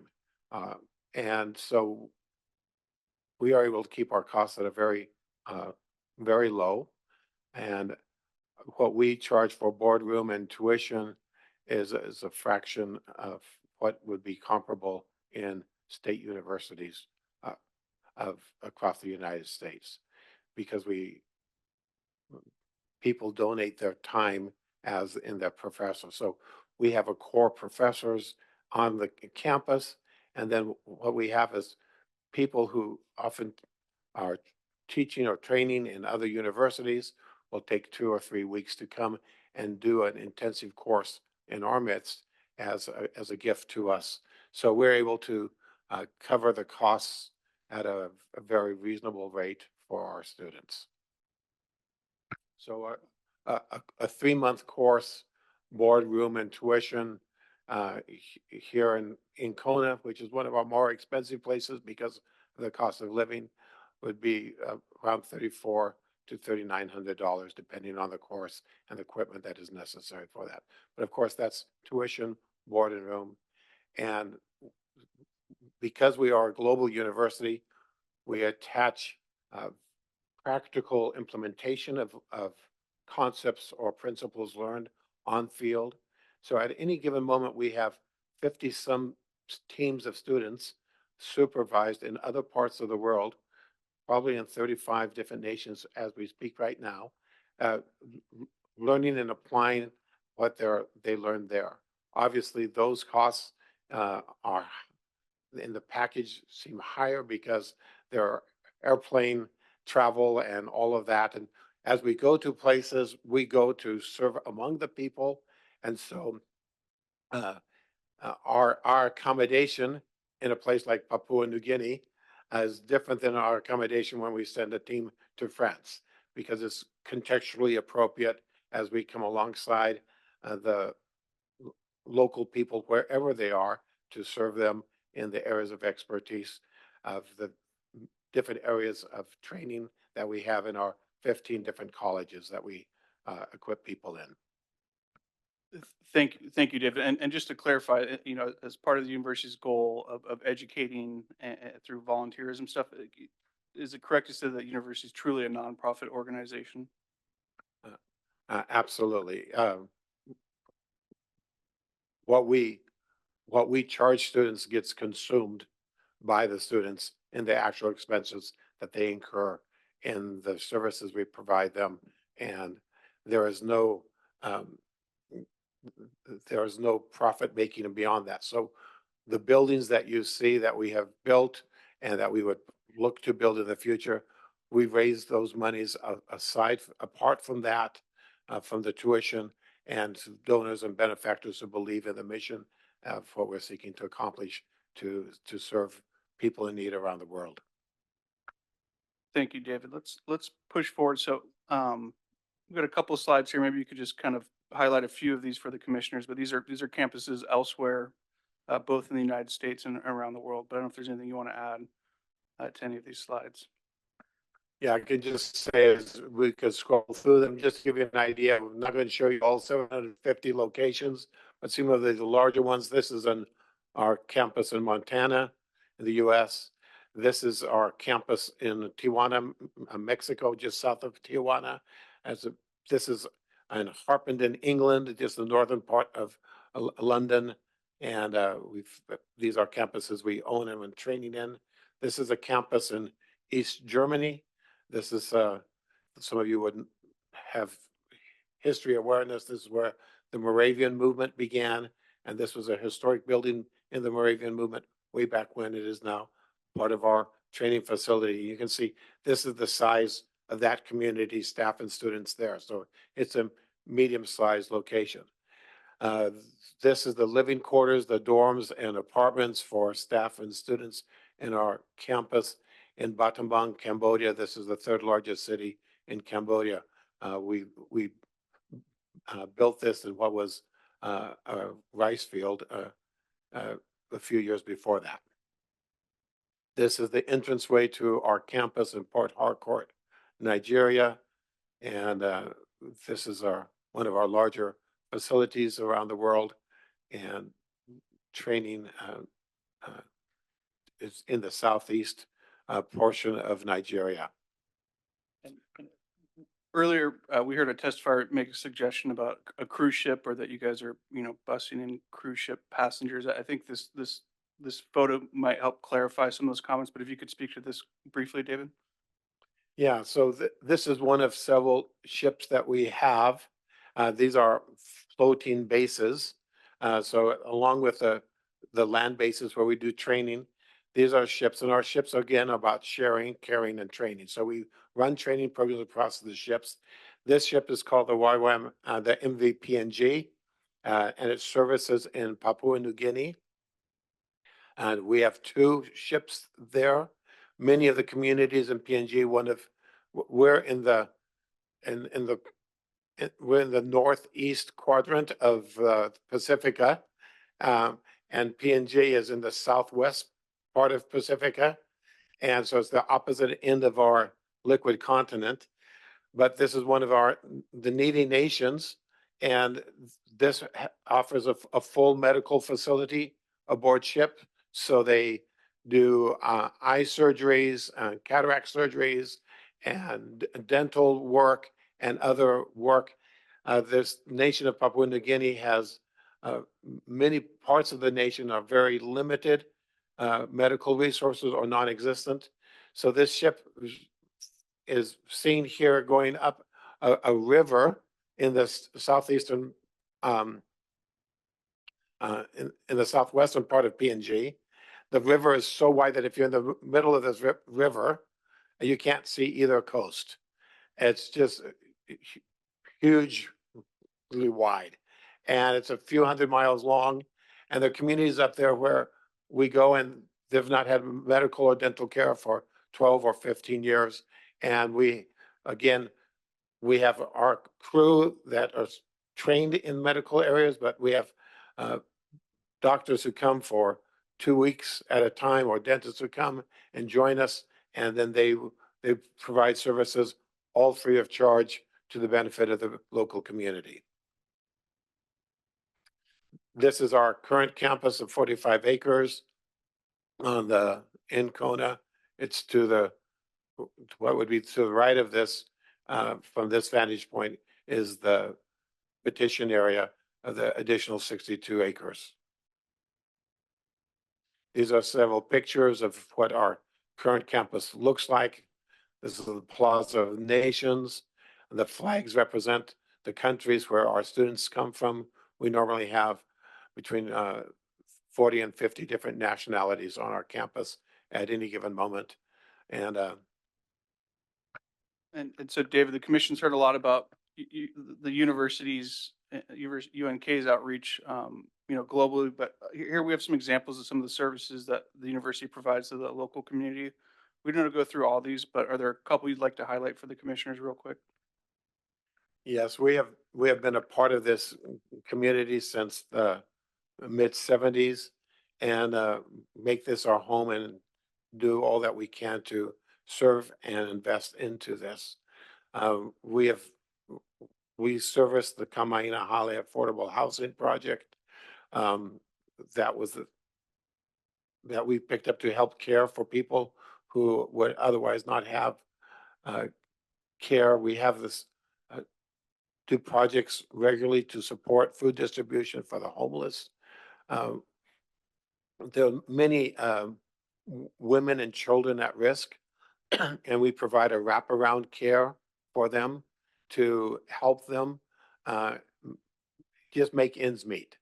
Medical care and events where we invite the homeless to gather and give them an opportunity to get haircuts and showers. And we have a boutique like a Salvation Army or Goodwill, where we would have clothing that would give them opportunity to get some fresh clothes, and just caring for their health and the hygiene, and trying to give them the respect and dignity they have as human beings in our midst.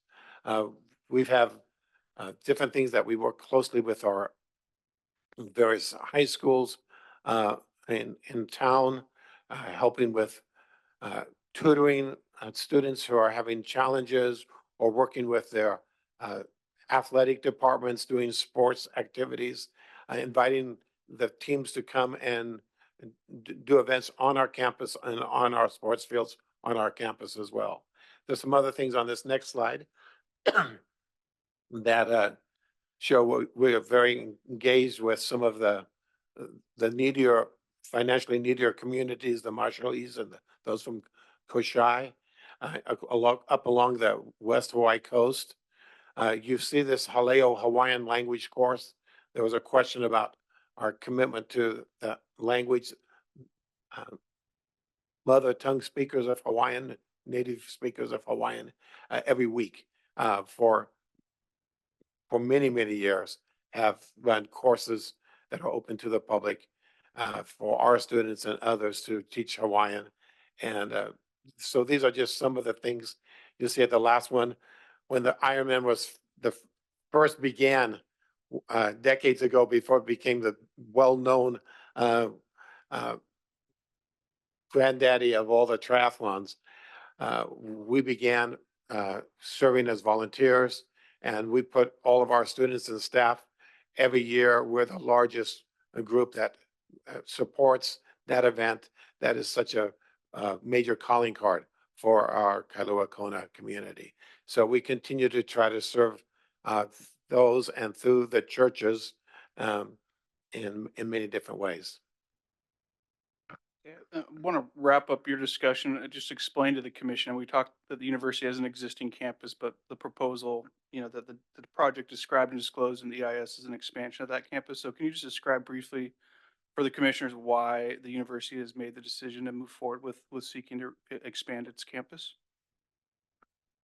Yes, we find ourselves in the reality where there's more demand for our training and our services than what we're currently able to provide. As I speak, we have 90 of our trainers being trained in Norway because there's no room for them this quarter, these 3 months here. So they went to Norway, where we have a sister campus, part of the University of the Nations, and because we don't have enough housing on our campus, and we do not want to flood the local housing in a way that would be unhelpful for the rest of the community. This last year, we had to send a group of, again, 90 to South Africa to do this. And so there's just great need because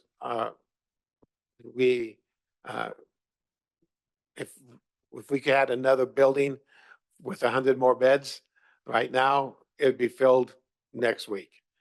There's so much desire to come and be a part of that. So we want to continue expanding our capacity to train and equip students in all these different spheres and areas of healthcare, areas of counseling, educators, people who are committed to aspects of community development, who will be equipped and trained here, gain some practice here, and go and serve in different parts of the nations around the world. And part of what we want to do, of course, is to expand, have more recreational facilities. Already our soccer field is used by many in the community. We love that. We want to have more athletic things that can serve the community, and some facilities that will have performing arts and cultural expressions that can be used both by the campus and the community. So those are the things we're looking forward to do. Thank you, David. And Chair, just a clarification. I mean, David, Mr. Hamilton's available for questions. Would you like to take those now or after Mr. Overton, kind of completes the bulk of our presentation?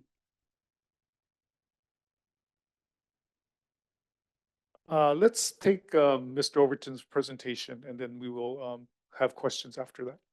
Thank you. Thank you, Chair.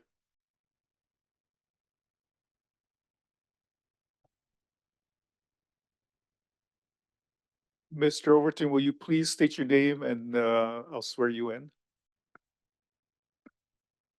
Good morning, Jeff Overton. I'm Principal Planner with G70. Okay, thank you, Mr. Overton. Do you swear or affirm that the testimony you're about to give is the truth? Yes. Thank you. Please proceed. Thank you, Chair and Commissioners, for an opportunity here to provide information regarding the EIS for the University of Nations at Kona. Just an overview of what I'm going to cover here is some background on the land planning components for the petition area, what we've gone through on the Chapter 343 process, the current master plan update, technical studies that were prepared in support of the EIS that's before you, and the findings of the final EIS, and then how we meet the content requirements and determination. Just touching again on location, we're really central to the greater Kona area here with the campus and the petition area as referenced here in the slide, the existing campus in white. You've heard before, we are in the state land use urban district. The petition area is urban district currently. It also on the county level general plan meets the medium density urban classification under the LUPAG. And on the Kona community development plan, it is within the Kona urban area and also designation for the neighborhood transit oriented development TOD area. Here's a map that shows the red area, if that's red to you, the urban district, and in the petition area outlined in black. The county's general plan area, we are within that medium density urban classification surrounded by it. And the Kona community development plan, a little hard to see where the parcel is there, and the blue overlay of the neighborhood TOD designation. I'm not presenting in Italian, but agricultura potential here. This site really has poor soils for agriculture, unclassified by the state. We're in a very low rainfall area and a topography that's not well suited for it. We're also adjacent to many different urban uses here. So some background just quickly on the master plan series here, going back to 2003. The project was much different, had a condominium residential component to it and a visitor center that was focused, cultural visitor center that's focused down along Kuakini Highway. The master plan migrated to a much more academic focused master plan, meeting the needs as David had presented earlier. So you can see none of the real housing components are there. It's a shift towards support for dormitories on the campus and other facilities, including a school complex and support there. And Jeff, just a point of clarification that the master plan, 2003 master plan on the left, that's the plan that was initially approved by the Land Use Commission back in 2003, correct? That's correct. Thank you for that clarification. So the current master plan, the update to the master plan reflects site adjustments and relocation of facilities really for better access for the community here. It's also a lighter touch on this property. We're minimizing the potential for impacts and harmonizing with the city. So you compare harmonizing with the setting. So you compare this to the prior master plans, particularly the original ones from 2003. It's a much lighter touch on the land, but we do have additional dormitories here, and it's focused for long-term staff here in response to the comments from the commission at the prior status report hearing. And we're also maintaining a commitment to work with the existing topography and minimize grading on them. So that these were goals of the updated master plan. This is a perspective view of the central area of the expansion of the master plan. And so you can see some working with the land here where we terrace it for open amphitheater type presentation, dormitory areas that's clustered around other gathering places. You can also see archaeological preserve areas towards the left side with appropriate preservation setbacks in here. So that's integrated with the master plan throughout. briefly a timeline of what we've been through going back to February of 2021, where the LUC determined that an EIS would be required for the update to the master plan and took the role as the accepting authority. We filed a prep notice and conducted public scoping in March of 2021. We got to a preliminary draft of the EIS and submitted it to the Land Use Commission in late 2023. Publication of the draft EIS in the comment period in February of 2024, and a pre-final EIS submitted to the Land Use Commission earlier this year, April of 2025. Publication of the final in June. You heard of the reasoning why we had to withdraw in July for that.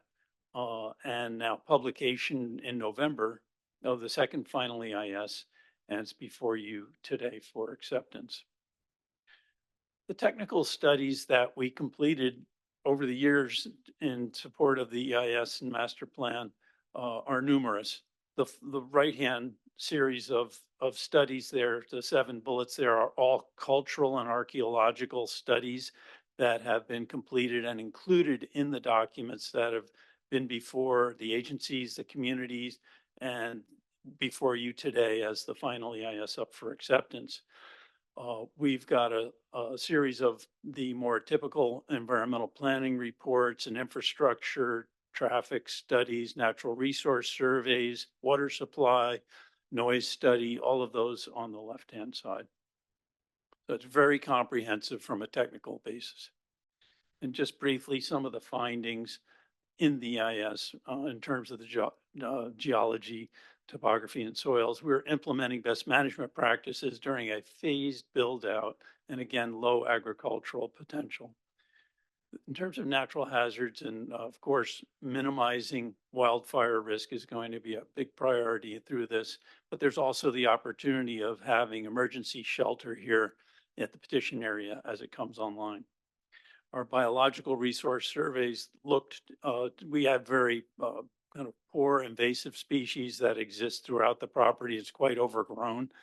So we're paying attention to transitioning that in the new plan, but also paying attention to what is sensitivities with nesting and fledging bird season, especially seabirds during this phase build out.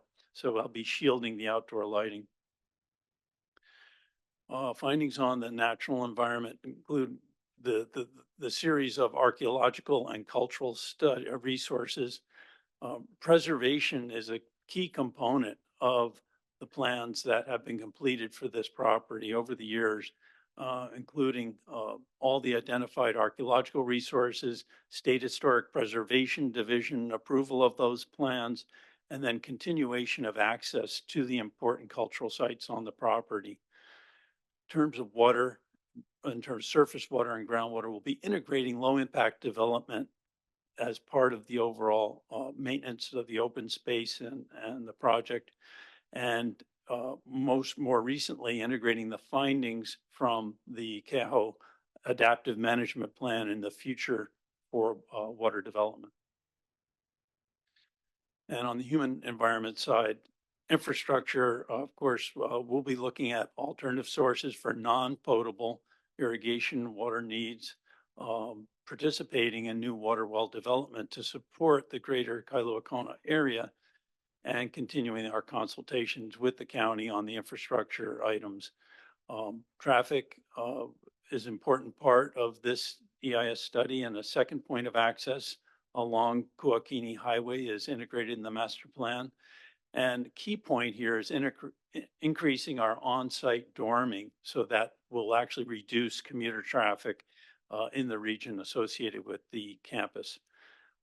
We did do a noise study, and we looked at issues related to construction of walls on the property and being respectful of the adjacent neighbors. And then on the human environment side, we'll be working to protect views. Again, you saw in the master plan how we lightened up on the footprint overall, but protecting our Mauka and Makai views. We went through and did air quality and a GHG, a greenhouse gas analysis as part of that. Importantly, we'll be integrating green infrastructure in a sustainability plan for the campus. Economic, of course, we will have some job growth and construction spending associated with the phases of the project and conforming with urban growth plans by the county. There are additional recreational facilities that'll be accessible for the community, as well as additional educational facilities, not just at the college level, but K through 12. I'm going at a rapid pace, so I'm sorry. Plans and policies, we have to meet federal policies for CZMA, the Coastal Zone Management, as well as ADA. At the state level, we address all the different state plans that are applicable here, including sustainability plan. And at the county level, again, consistent with your general plan, Kona Community Development Plan, and other aspects of county plans. We did have comments, and I had to address those as part of the EIS process. We had 9 agencies and an individual who provided comments during scoping on the prep notice.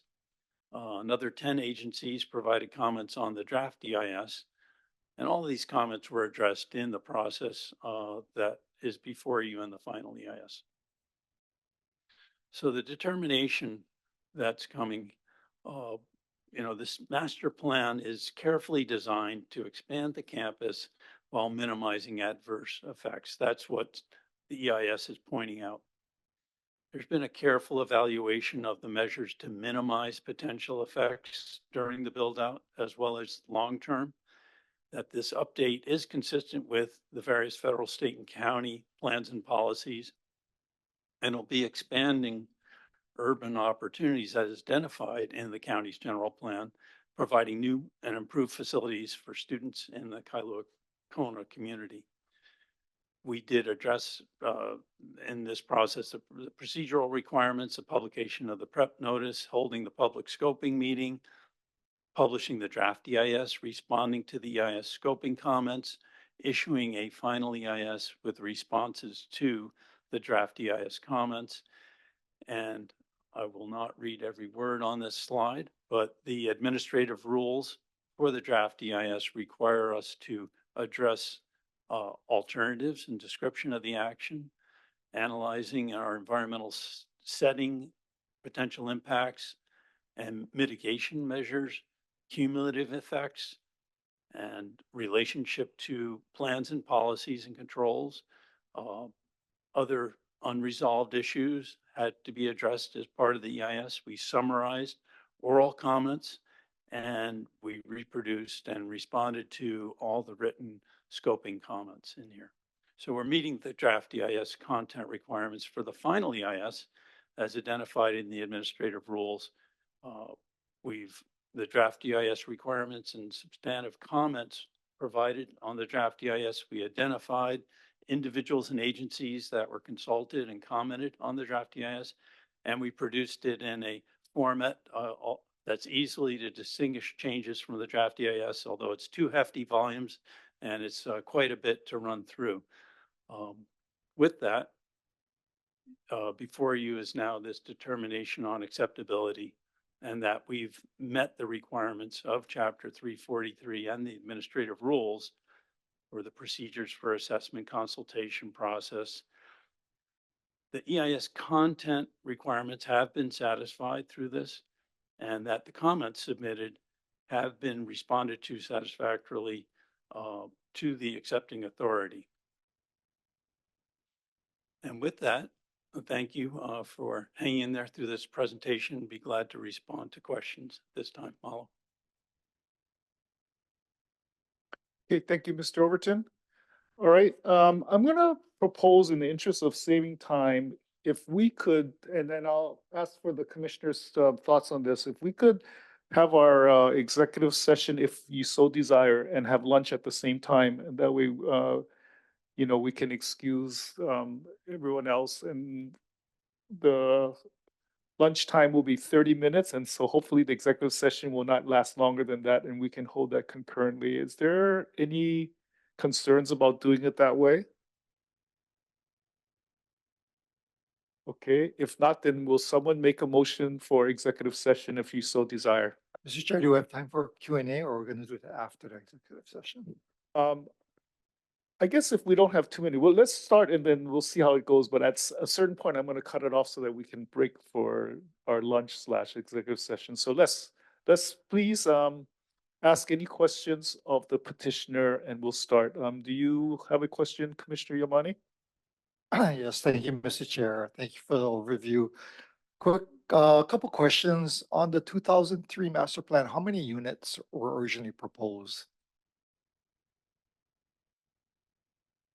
That is a question we can easily answer. We're gonna have to just double check the figures. Okay, and well, and I'm assuming on the new proposed plan, there's 0 units for housing, correct? There are dormitories for students of the university, but there are no affordable housing units that be offered to the general public, for qualifying individuals. Okay, my other question is, out of the community that we heard today, how much of those were like, did you seek input in this second draft for community input from what we heard today from the testifiers? Yeah, so I think it's chapter 8 has a long table of all the, you don't need to turn to it right now, but there's a long table with everything from state agencies, county agencies, legislators, organizations, neighbors, neighbor groups that were all consulted.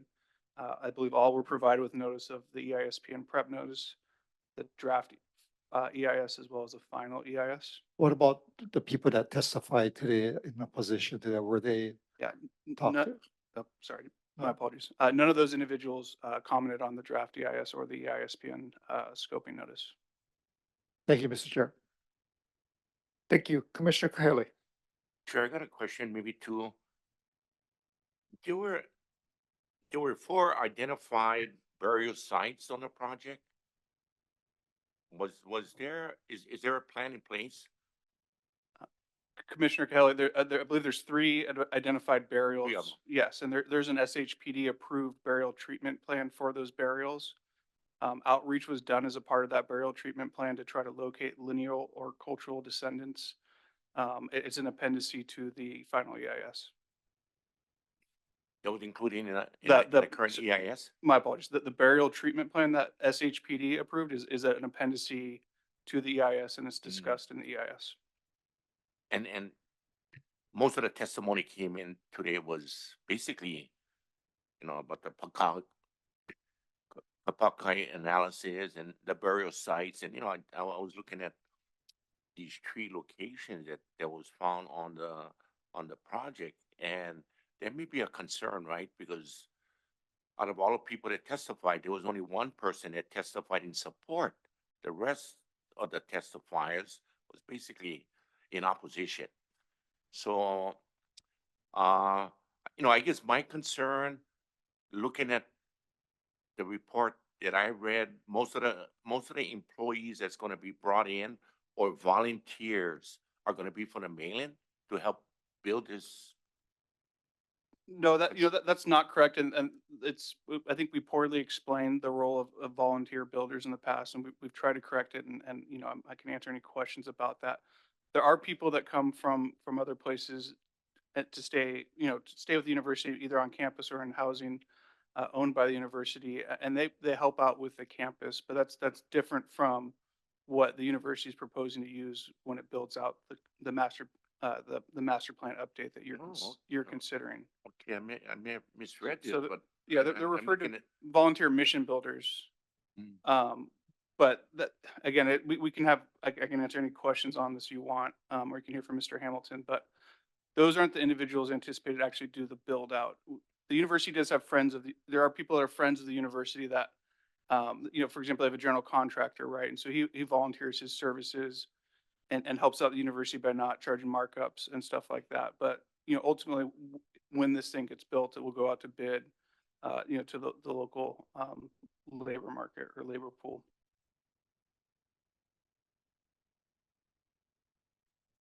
I think I know the reference you're looking at in the staff report. And again, I think, I'm looking at it, right? And it says you're going to be using volunteer workers. Yeah, and I think that's, you're going to be bringing them in from the mainland. Right. Not for the purposes of building out the master plan update. That's what's described in the EIS. And again, I think this stems from a poor explanation I gave a couple of years back. So Oh, I see. I'm still trying to, atone for that. But yeah, so I think it's a little different than what's stated in the staff report.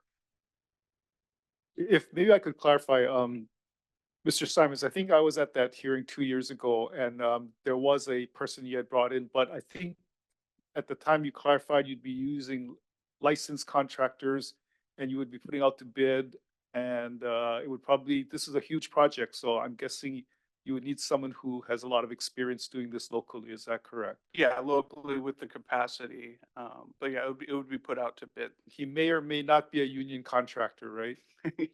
Again, it goes out to bid. So I don't think any of us can look into the future and say, who will be used, but they'll certainly, take bids from unions. Thanks, Sheriff, for reminiscing back 2 years ago. I wasn't there. But my concern is with the issues that was raised by the testifiers regarding EVs or possibly EVs, sites already located. Yeah. If these people are going to be brought in from the mainland, and if they identify bones that may be on burial site, I guess I would share the same concern if we were natives of Hawaii, Kanaka Maoris, yeah, Kanakas meeting Hawaiians, Aina meeting. Completely understand. And again, I think my apologies. So are they going to be able to identify in the event there's a site or there's bones or there's EVs, if you're going to be using these people from the mainland? If you're going to be using a general contractor, fine. Or the union, I would hope so. If not, but I sit here as a native Hawaiian, not saying that I'm against the project.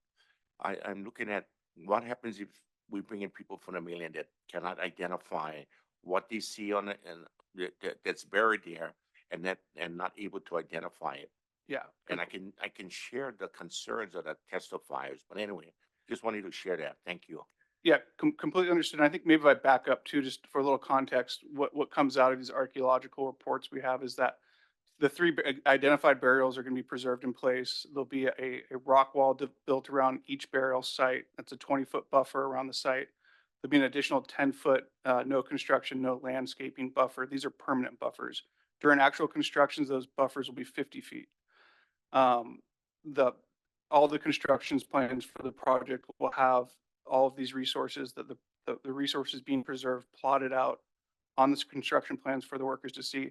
There'll be an archaeological monitoring plan in place for construction, and there'll be an archaeological monitor present on the petition area during construction. Very good. Thank you.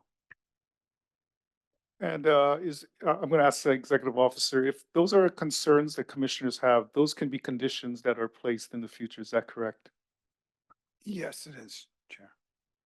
Okay, thank you.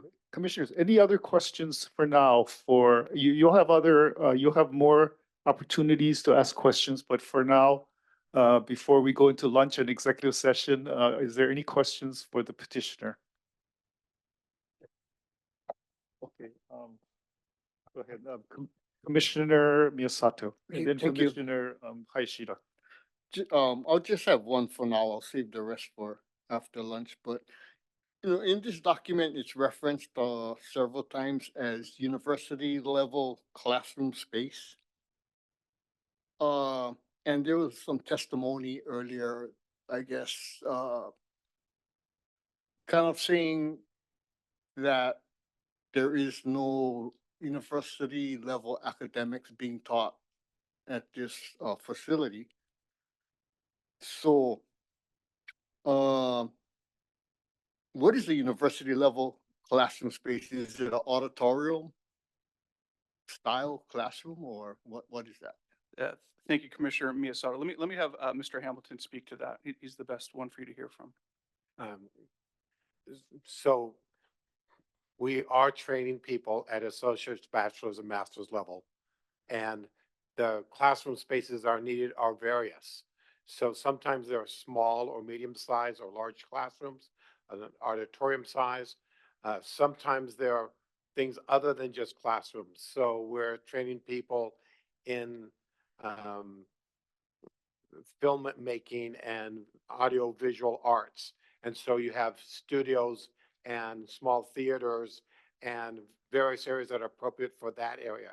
We have other areas where people are being trained in other kinds of particular studies. So you have to have a language lab, which is a different kind of a construction. So in our 15 different colleges that we have, there's a variety of different things. So we have people training at university level in healthcare. That requires a certain kind of facility for primary healthcare issues or for athletic care, for physio. So all those facilities is not just one kind of building, but a range of buildings. Some of those already exist on the 45 acres where we're running classes currently. And as we look to expand on the 62 acres in the petition area, that there'd be those varieties of courses and facilities that are needed to serve the training that is needful for that particular discipline or vocation. Okay, thank you. I have a question, Chair. Oh, wait, Maybe two. Commissioner Hayashida Oh, and then Commissioner Kahele. Commissioner Hayashida, your testifiers in opposition. Could I get your comments on what your feelings are about your opposition culturally? Pardon me, myself or Mr. Hamilton? Doesn't matter. At first I'd point out that, this is a public process, right? It's supposed to have comments and feedback and responsiveness. It's unfortunate when you get comments like these outside of the draft EIS or even scoping phase, because we have no way to respond. A lot of the comments are hard to really address because they provide no specifics. I think some of them are based on a misguided understanding of what the commission is deciding today. That's the acceptance of an EIS, not the approval of the project. I think some of the comments were based on misconceptions about the university, its students, whether it makes profit. So again, I think if time is taken to read the document and provide comments, it's a much more constructive situation where we can really respond. But if there's anything particularly said that you'd like us to respond to, please let me know.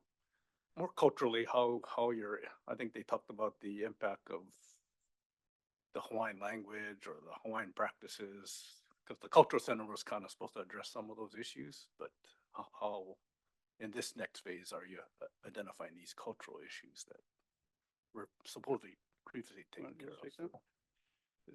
So you heard in the early testimonies from Ms. Leonala Fruin, who is familiar with the campus, her commendation of the cultural practices that we intentionally try to do. We bring people in, students come from many parts of the world, and we're equipping them to be serve in other cultures. And one of the things that we focus on is teaching them how to become sensitive to the cultural context where they're going to be going. And so as they come here, we do that process. So in every quarter that we would have, we start each school year doing a Hawaiian protocol and training people in places that go above and beyond most of the educational institutions that practice this here in Hawaii, so that we are really trying to help people understand who come from afar to really treasure and appreciate and learn from the Hawaiian practices here. And so this is our commitment, and this is why we run Hawaiian language courses and various other activities to honor and celebrate the Hawaiian culture. Yeah, and one more comment. One of the testifiers mentioned a condition of the 2003 decision order that related to the establishment of a Native Hawaiian distance learning program with UH Hilo. And so we've explained in our annual reports filed with the commission that, following that 2003 decisions, efforts were made to engage with UH Hilo to establish a program. And ultimately, it really didn't come to fruition. It didn't seem like there was the appetite or interest on the part of the university. But as Ms. Frowen spoke about earlier, they offer, they have a Native Hawaiian language program on campus that's offered to anybody in the community, and I believe it's free of charge, David? Yes. And it's free of charge, and that's ongoing and active today. Okay, thank you. I'm going to ask two quick questions and then I'm going to cut it off for now so that we can do our possible executive session. And we'll have more opportunity to ask questions after lunch executive session. All right, so what section of the tax code is your nonprofit? Is it a 501c? 501c3. Okay, and then the second question is, you mentioned there was a Swiss accrediting organization for your degrees. Are those credits transferable or what? Can you elaborate a little bit more on that? Thank you. Yes, so there's a organization called the Global Accreditation Association. There are only 2 or 3 accrediting associations that are transnational, and all the normal accrediting associations in the U.S.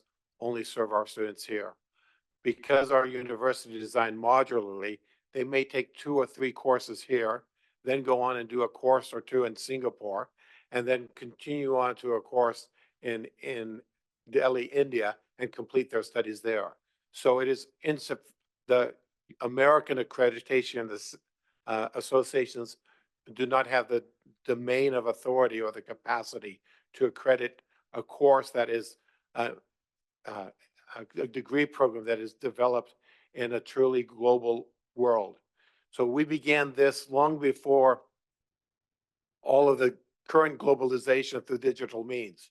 And so this is a really unique opportunity for people not to just study in their own culture and learn theoretically about other cultures, but we actually require for a BA degree that you cannot do it all in one culture, that you have to study at least about 25% in another culture. Most people do the majority in multiple places. So this is why this unique accrediting association that's based in Switzerland, which of course has international reputation for its neutral status, has been a blessing for us to work with.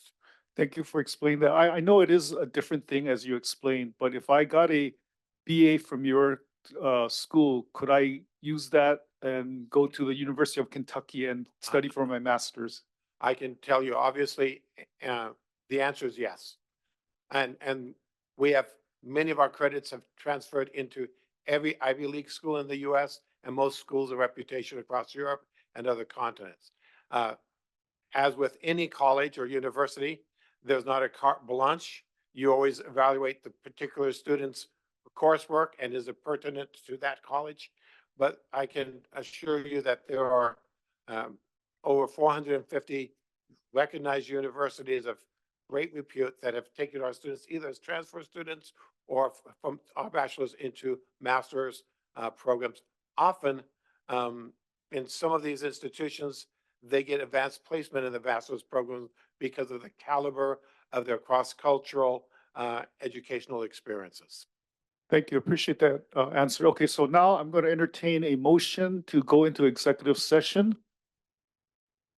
Chair, I make a motion that we move into executive session to consult with our legal counsel on questions or issues pertaining to the board's powers, duties, privileges, or liabilities. Thank you, Commissioner Miyasato. Is there a second? Commissioner Hayashida, second. It's been seconded by Commissioner Hayashida. Executive Officer, will you conduct the roll call vote? Thank you, Mr. Chair. The motion is to go into executive session. Commissioner Miyasato. Aye. Commissioner Hayashida. Aye. Commissioner Carr-Smith. Aye. Commissioner Kahele. Commissioner Yamane. Aye. Chair Lee. Aye. Thank you, Mr. Chair. The motion carries unanimously. Okay, we're going to go to executive session and also that will be our lunch period of no less than 30 minutes. So we're going to start at 12:40 and we will come back no earlier than 1:10 p.m. And hopefully our executive session will also be concluded at that time so that we can restart. All right, thank you.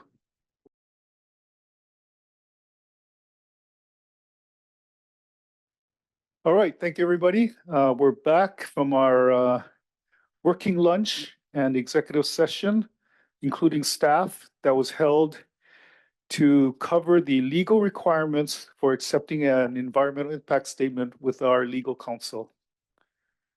Okay, so now we're going to ask the County of Hawaii to present your comments, and I'm going to ask Deputy Director Michelle An if you have any comments.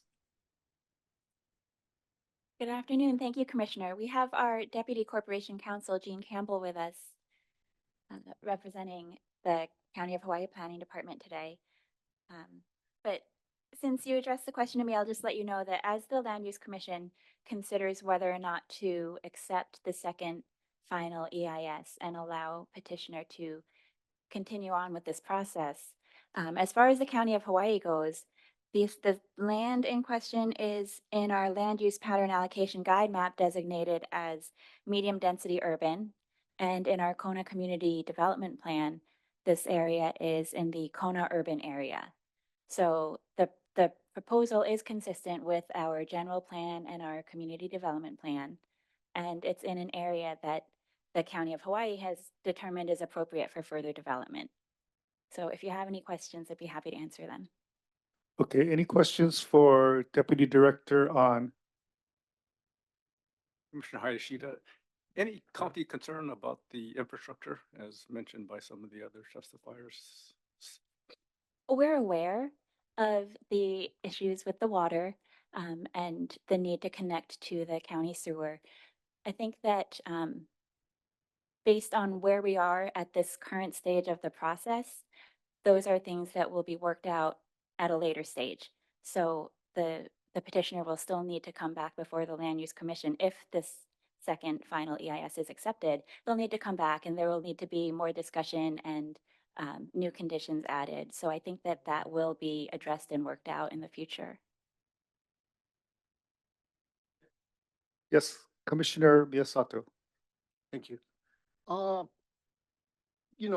the second final EIS, there is quite a few references to staff dormitories. And a question was asked earlier about affordable housing, the affordable housing component. I guess that was in the earlier planning of probably the 2003 submittal.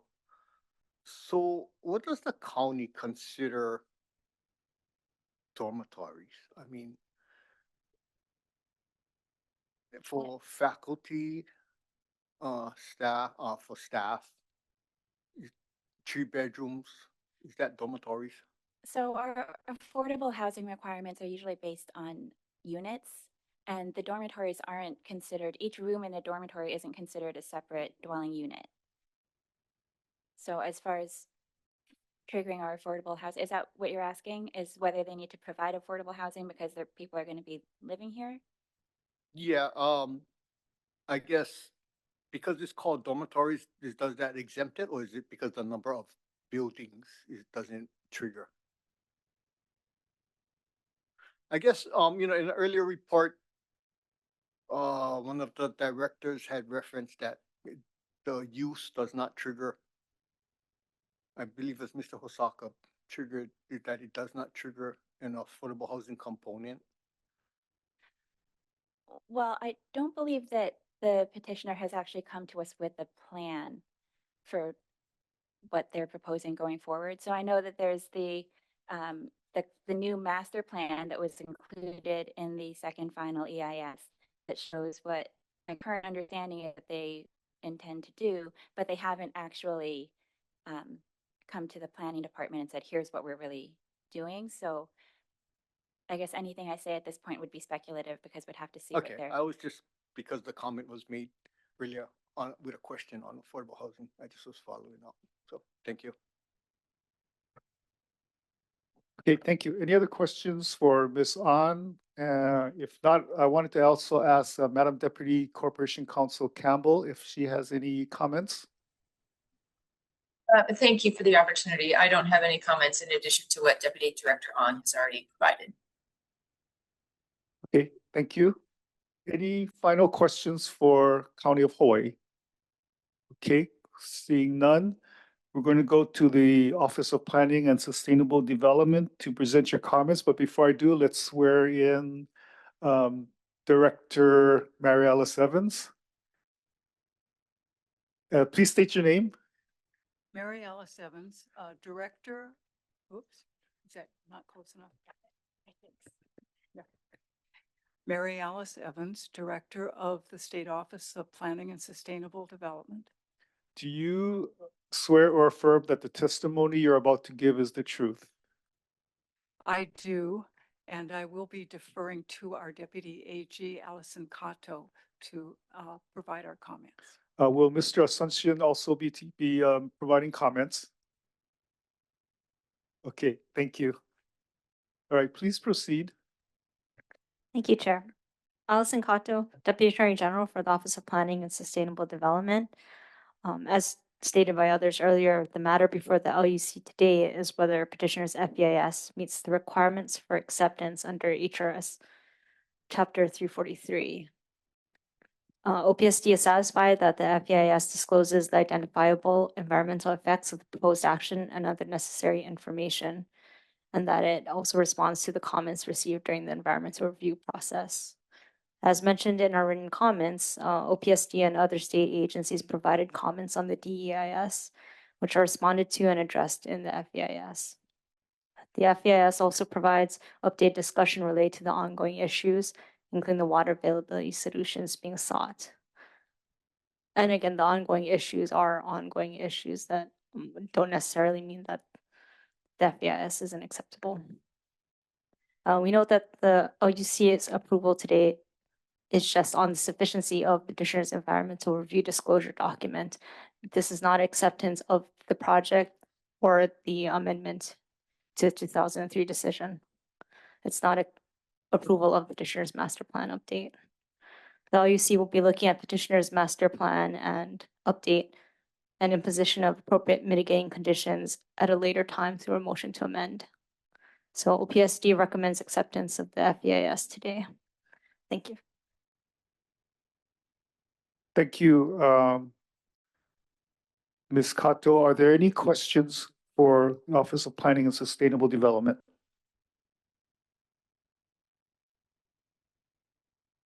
Okay, seeing none. Thank you very much, Ms. Cato. Petitioner, do you have any final comments you would like to make at this time? Yes, please, Chair, and I'll try to be brief. The commission's heard it over and over, but today is about. Yeah, so and not to keep repeating a constant theme here, but the question before the commission today is the acceptability of the final EIS. There are other related questions that are top of mind for the commissioners, the parties, testifiers, but many of those, frankly, don't go to the sufficiency of the four corners of the EIS. That's what is before the commission. The Hawaii Supreme Court tells us that the test for the sufficiency of an EIS is called the rule of reason. Was it prepared in good faith, and does it disclose sufficient information for this commission to make an informed decision? And we believe it more than satisfies that standard. We think we've met the three major requirements for acceptance of the final EIS. We followed the appropriate process. We had all the required content, and we responded to all comments submitted both on the submitted on the draft EIS, and those are all presented for the commission's consideration today. Thank you. Okay, thank you, Mr. Simons. County, do you have any closing statements that you would like to make? Thank you. No. Thank you. OPSD, do you have any closing argument that you would like to make? Allison Cato, no. Thank you. Thank you. And now, commissioners, do you have any final questions or comments for the parties before we enter into deliberations? Sure, I got one more question. Go ahead, Commissioner Kahele. Out of all of the dorms that's going to be built, how many of them are going to be used? And is it just college level students? Or there's going to be a number of dorms that's being provided to staff and volunteers. And what's the percentage? The percentage, my understanding is, it's tough the way it's broken down in the EIS to some extent. It's about a 2/3 percentage will be students and families, because some of these college level students they're married or they have children. Oh, And so that is about 2/3 of the population that's on the campus. But the intent of the master plan is so the university can continue as it is doing now to house 100% of its students on campus and not have to send students to, other places like we heard earlier about Norway, or send them out in the community where they might take up affordable housing opportunities from other people. And also to make sure we can continue to provide housing and increase the level of housing we're able to provide for staff.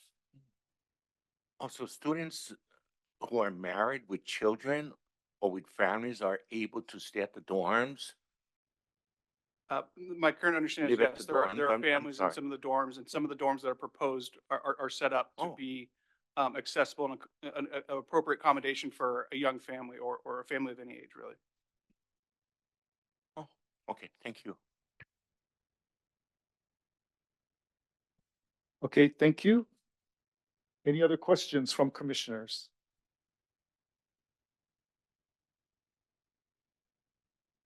Commissioner Carr Smith, did you have a question?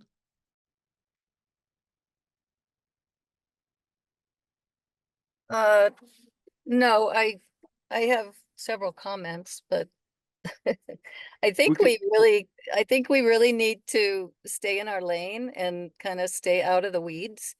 It feels like we're getting super sidetracked with a lot of other things that are not the EIS. And I think it's been made clear that the project's going to come back to us and we're going to have an opportunity to review it in much more detail at that time. And I feel like this is just a step in their process and that they have done everything that they need to do, including, identifying the things that they don't know yet. So, yeah, I'm prepared to make a motion whenever you call for it, Chair. Okay, thank you. We're gonna ask now for one last opportunity for any members of the public who wish to provide new or additional testimony on this matter. Ms. Chief Clerk? I'm going to give a moment for anyone on the Zoom to indicate if they would like to give testimony using the Q&A feature. And I'm seeing one in the room, Chair. So we'll start with the live testimony first. Okay, And then that'll give everyone time on the Zoom if they would like to testify. Please use the Q&A feature and let me know. all right, thank you. Testifier, please state your name and remember you are still under oath. Lena ala ke kuhopi o Fruin. Please proceed. You have 2 more minutes. Let's take it. All right. I would just like to share in testifying today that with some of the findings that came about the pa'akai, and perhaps that needs to be looked at by those who haven't looked at it clearly, and because that was really looked at with a fine-tooth comb, and that to share that there is a Wai'aha Hawaiian Council with kupuna, Native Hawaiian kupuna, kumuhula practitioners, as well as those that sit to make sure that Ola Iwi, the Aina, is really being looked after first and foremost, that nothing is being touched. There's always been an open door for many to come and learn. I would like to also testify that many of us Kanaka Maoli, when we have to go back and learn our Hawaiian language, we have to go back to school and learn and pay. And years ago in 2003, I think it's very important to testify today that Kupuna, Josephine, Nahele, and the Ohana of the Nahale, as well as Mary Kamahele Boyd, who said that this university, knowing that it's a mission university and ties into the story of what took place with the missionary and our overthrow and our mo'olelo, that this missionary to make right the make right the hema that was taking place when the language was taken away, when so much was taken away from us as Kanaka Maoli and just us as a people, not, priced out of paradise. And this university and the leadership of this university made it a mandate and a proclamation that anyone who comes to this university wants to learn Hawaiian language will learn it for free. We have been operating there since 2012. Out of that very university, we have seen a dozen of Hawaiian language teachers who actually came and learned through the native way from a Manaleo Kupuna who spoke only Hawaiian. And we have seen kumuhula who have taught other haumana what is the essence of being a kumuhula practitioners, actually practice, live it, breathe it. And with that being said, that we are happy to say that since 2012, we have seen kumus today who went back to Kahakaula, Ke'elelikolani, to go back in learning Hawaiian to get their final degree because part of their learning track required that, with the professors at University of Hilo saying, who was the place, where did you learn? Who are the kupuna who taught you and how you know so much of this mo'olelo? Because the ike and the way it was taught was in its natural environment. It wasn't in the four walls. It wasn't in the kula school setting. It was how we should all be learning. And out of that, they recognize that this, what we have done, and the university taking that as a forerunner, saying, you know what, we're going to do. And we're happy to say that many Hawaiians have already come up there. Dozens go up to the Ehunui Kaimalino School, immersion school, and become teachers out of a program that they came for free. And so I want to testify that so much of what we maybe heard today, that there's more to the story, and would invite people. We've had invited many of those to want to come back, see the EV, and double check that everything has been in place, that lineal descendants who know that is their kupuna EV has come back. So access, and coming up has been an important place. But I have to say, as not just a Kanaka Maoli, born and raised here, my family go back to Waiohino. We descendants of this place, that I have not been into any university that you can go learn language for free. We pay big dollars. And I have to say that this organization is true to that. And they have also sponsored other kumu who went out to get sponsorship to pursue their education. I am one of those. So I'm not just I'm a kumu ho'ona'o wau, and I'm a kumu that practice in my own backyard here because I see the need and the aloha, and there's a lot of valid points that's been brought up here. But we also know that they're doing their part to kako'o the lahui, and if the part is like our Hawaiian proverbs that says, he ali'i ka aina, he kanaka ke kaua, the land is the chief, the people serve it. I have learned more acts of service in this organization, and everyone who have been a part of this have learned more how to serve our community in a better space. I'm also a promoter of Native Hawaiian culture, as well as Hawaii Island Pacific and Age of Culture celebration, where the University of the Nation hosts for free huge groups, Tahiti, Marquesas Island, Fiji, Samoa, New Zealand. And guess what? Their facility hosts them. And guess what they say? You don't have to pay this big hotel pricing. We can't afford that. We all know that. Many people in the Pacific can't afford that. The university feed them, house them, find transportation, pick them up at the airport, let alone.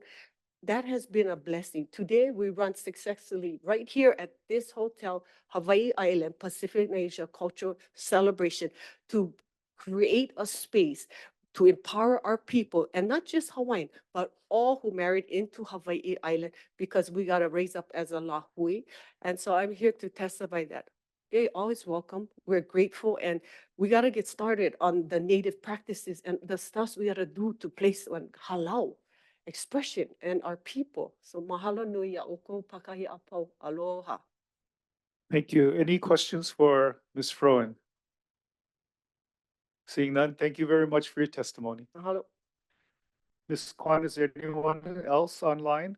I have Charles Flaherty who would like to give additional testimony. Okay, He's being promoted now.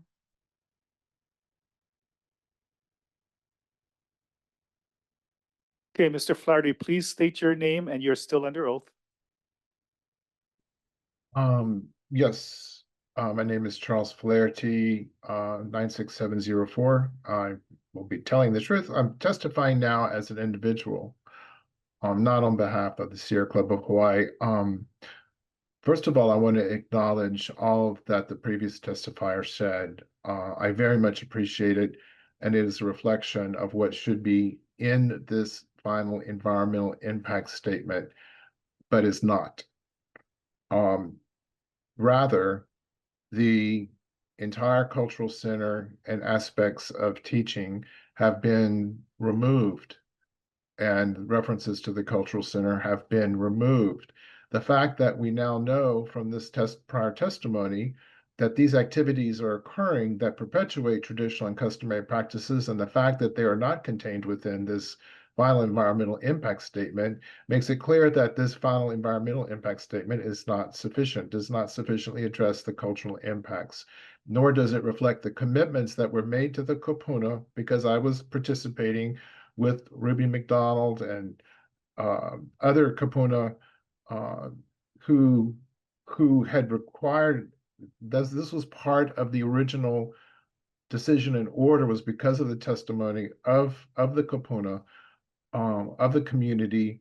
That was one of the reasons why they supported what was it, the eventual decision and order that is currently existing by this commission.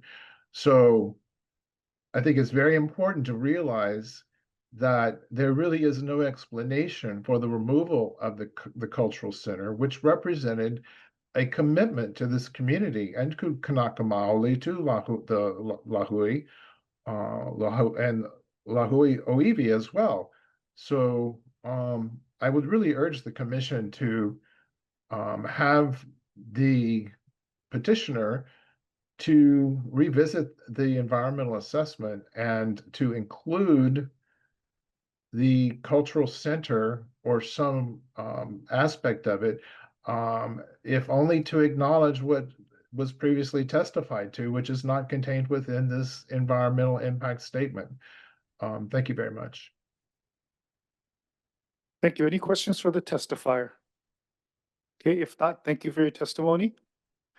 Ms. Kwan, there's one more. Okay, We have Cindy Freitas that I'll promote now.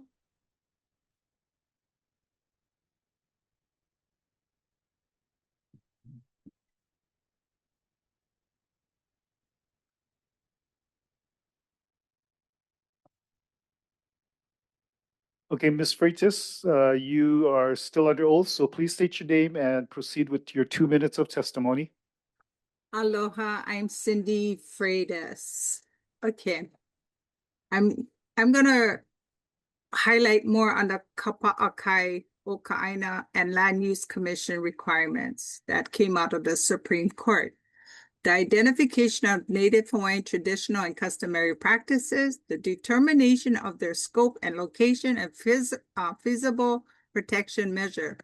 Those requirements were not fully developed in prior version of the EIS. The record shows that the new culture resource contents was added only in November 2025 in your volume EIS. Volume 1, confirming that Kapa'akai analysis was incomplete for years. An agency cannot provide first and study impacts later. They need to put it in before this EIS is granted. And the 2023 findings cannot support this project because the land use order the order, a different project, a residence condominium development, a culture center, and a small educational facility, which is in your volume 2. That is not what was proposed today.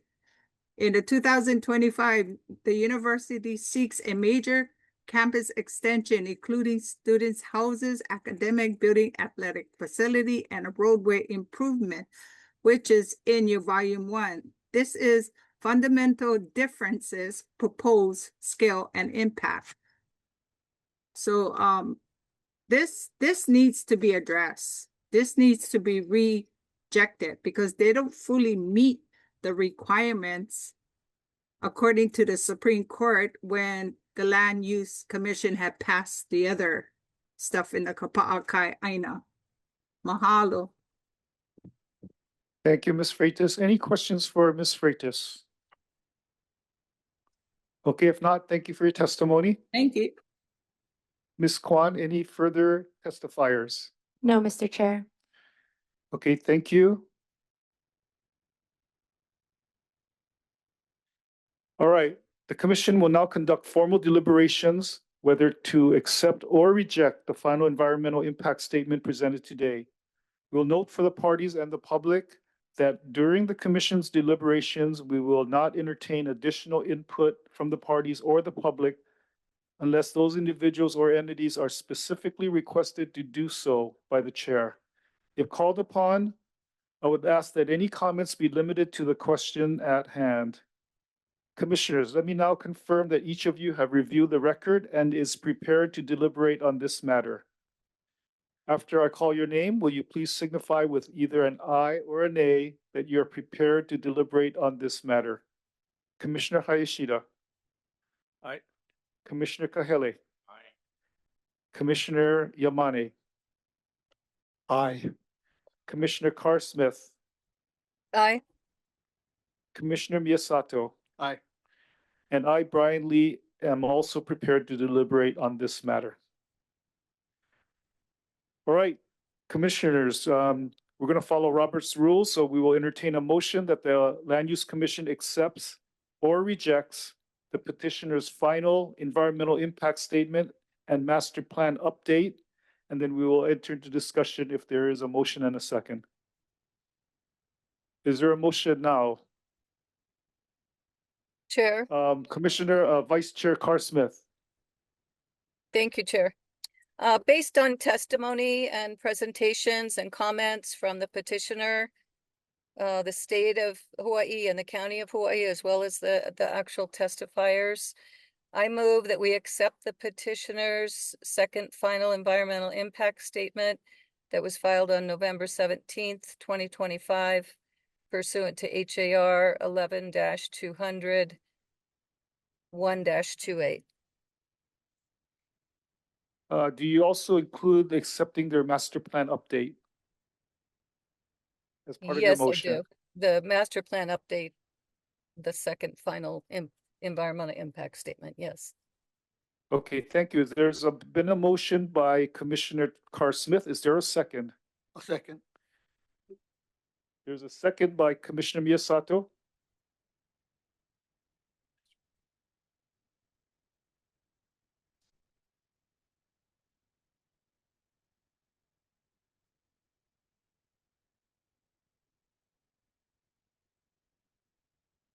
Hold on a second. We're gonna take a brief recess of 1 minute.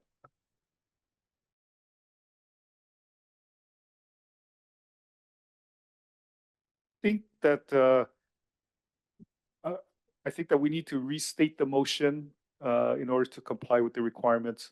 The motion, if you wish to remake it, Commissioner Carr Smith,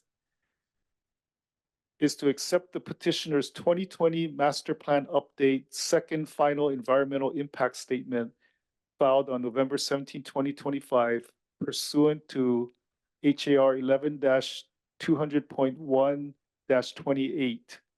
Is that the motion you wish to make? Yes, Chair. Is there a second? A second. Okay, it's been moved by Commissioner Carr Smith and seconded by Commissioner Miyasato. Is there any discussion? I encourage you to discuss.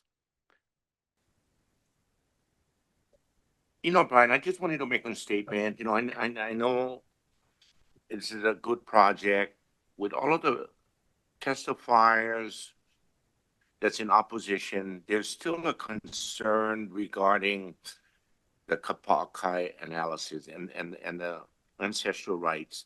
Is there any way, and I'm not sure if this is the time to bring it up, in the petitioner including in their petition to allow, when the project moves forward, if they would allow someone to oversee the project just to make sure that in the event somebody finds some bones or EVs, that they would be able to identify and see what they can do to try to rectify the problem and address the issues that was raised by several of the testifiers.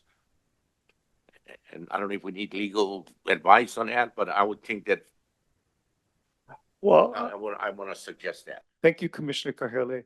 Our Deputy Attorney General had recommended that that's something we could advise in a future hearing if when you come back with any amended plans. But I'm going to ask you now as the petitioner, is that something that you would be agreeable to? Thank you, Chair. Yeah, I mean, the petitioner is very mindful that any future approval it gets from the commission will be conditioned and the importance of these resources.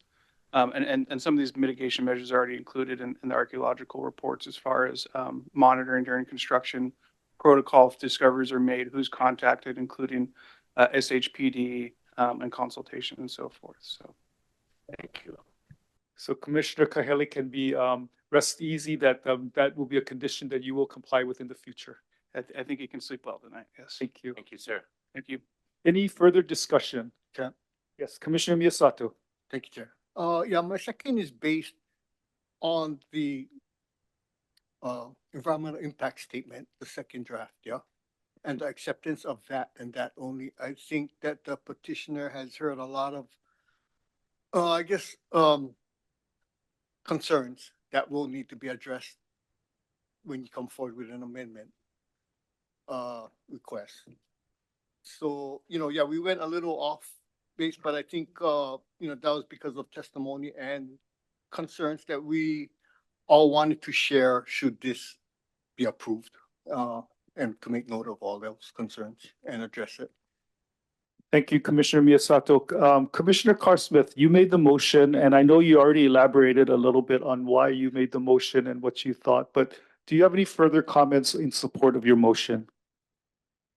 I do. I mean, I learned more from the petitioner today about their community efforts, and that went a long way for me and their organization as a whole. It's pretty impressive.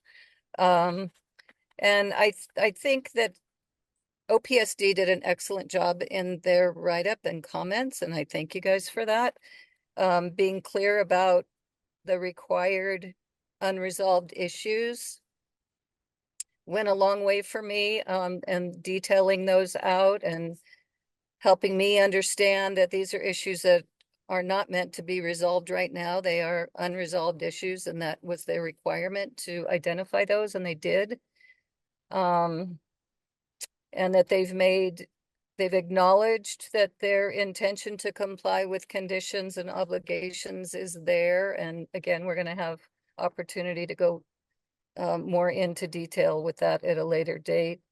And they've done what they were required to do. The procedures and the content requirements and the comments, they've checked all those boxes. So I wouldn't be comfortable not accepting this. Thank you. Thank you, Vice Chair. Commissioners, any further final discussion? Mr. Chair. Yamane. Thank you, Mr. Chair. I will be supporting this motion, but just a couple comments to the petitioner.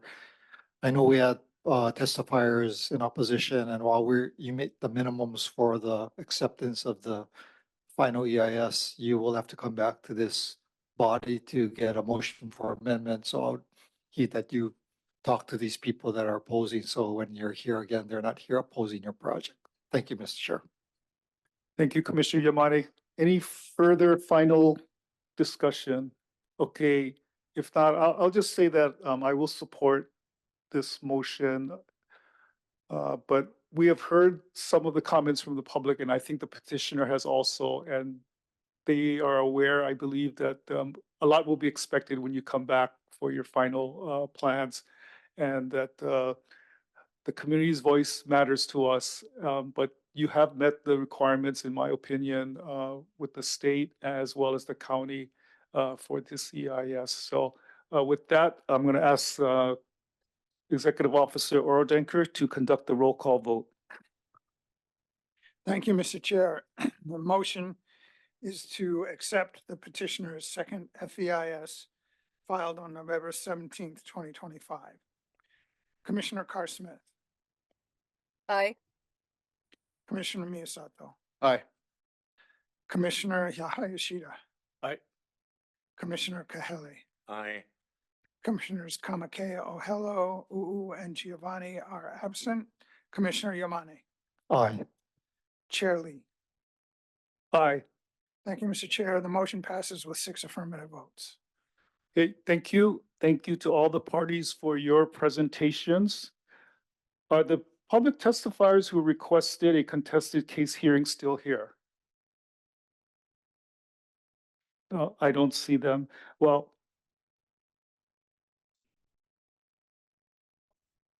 yes.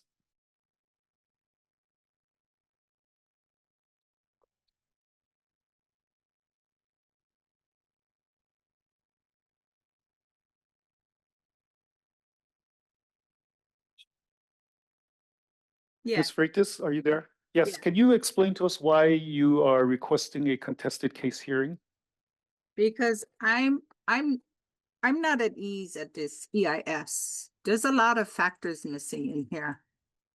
And I came a long way as a cultural practitioner, and we can see, we know about these lands, especially in the A'apua'a tenant area.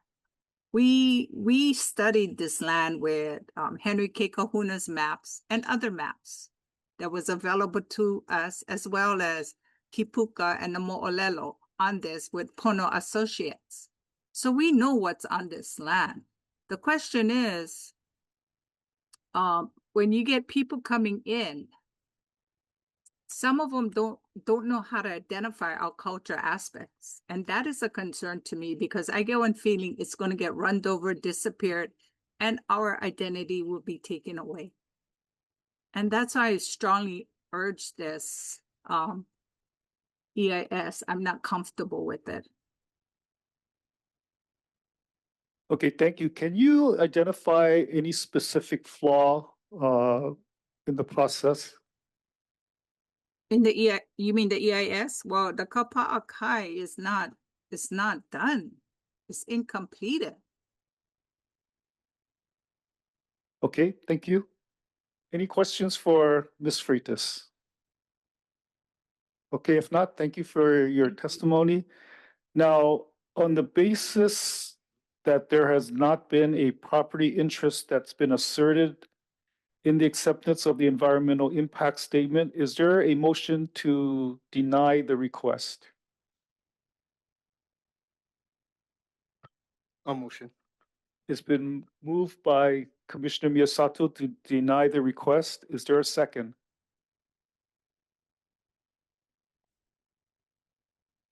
Commissioner Hayashida, second. It's been moved and seconded by Commissioner Hayashida.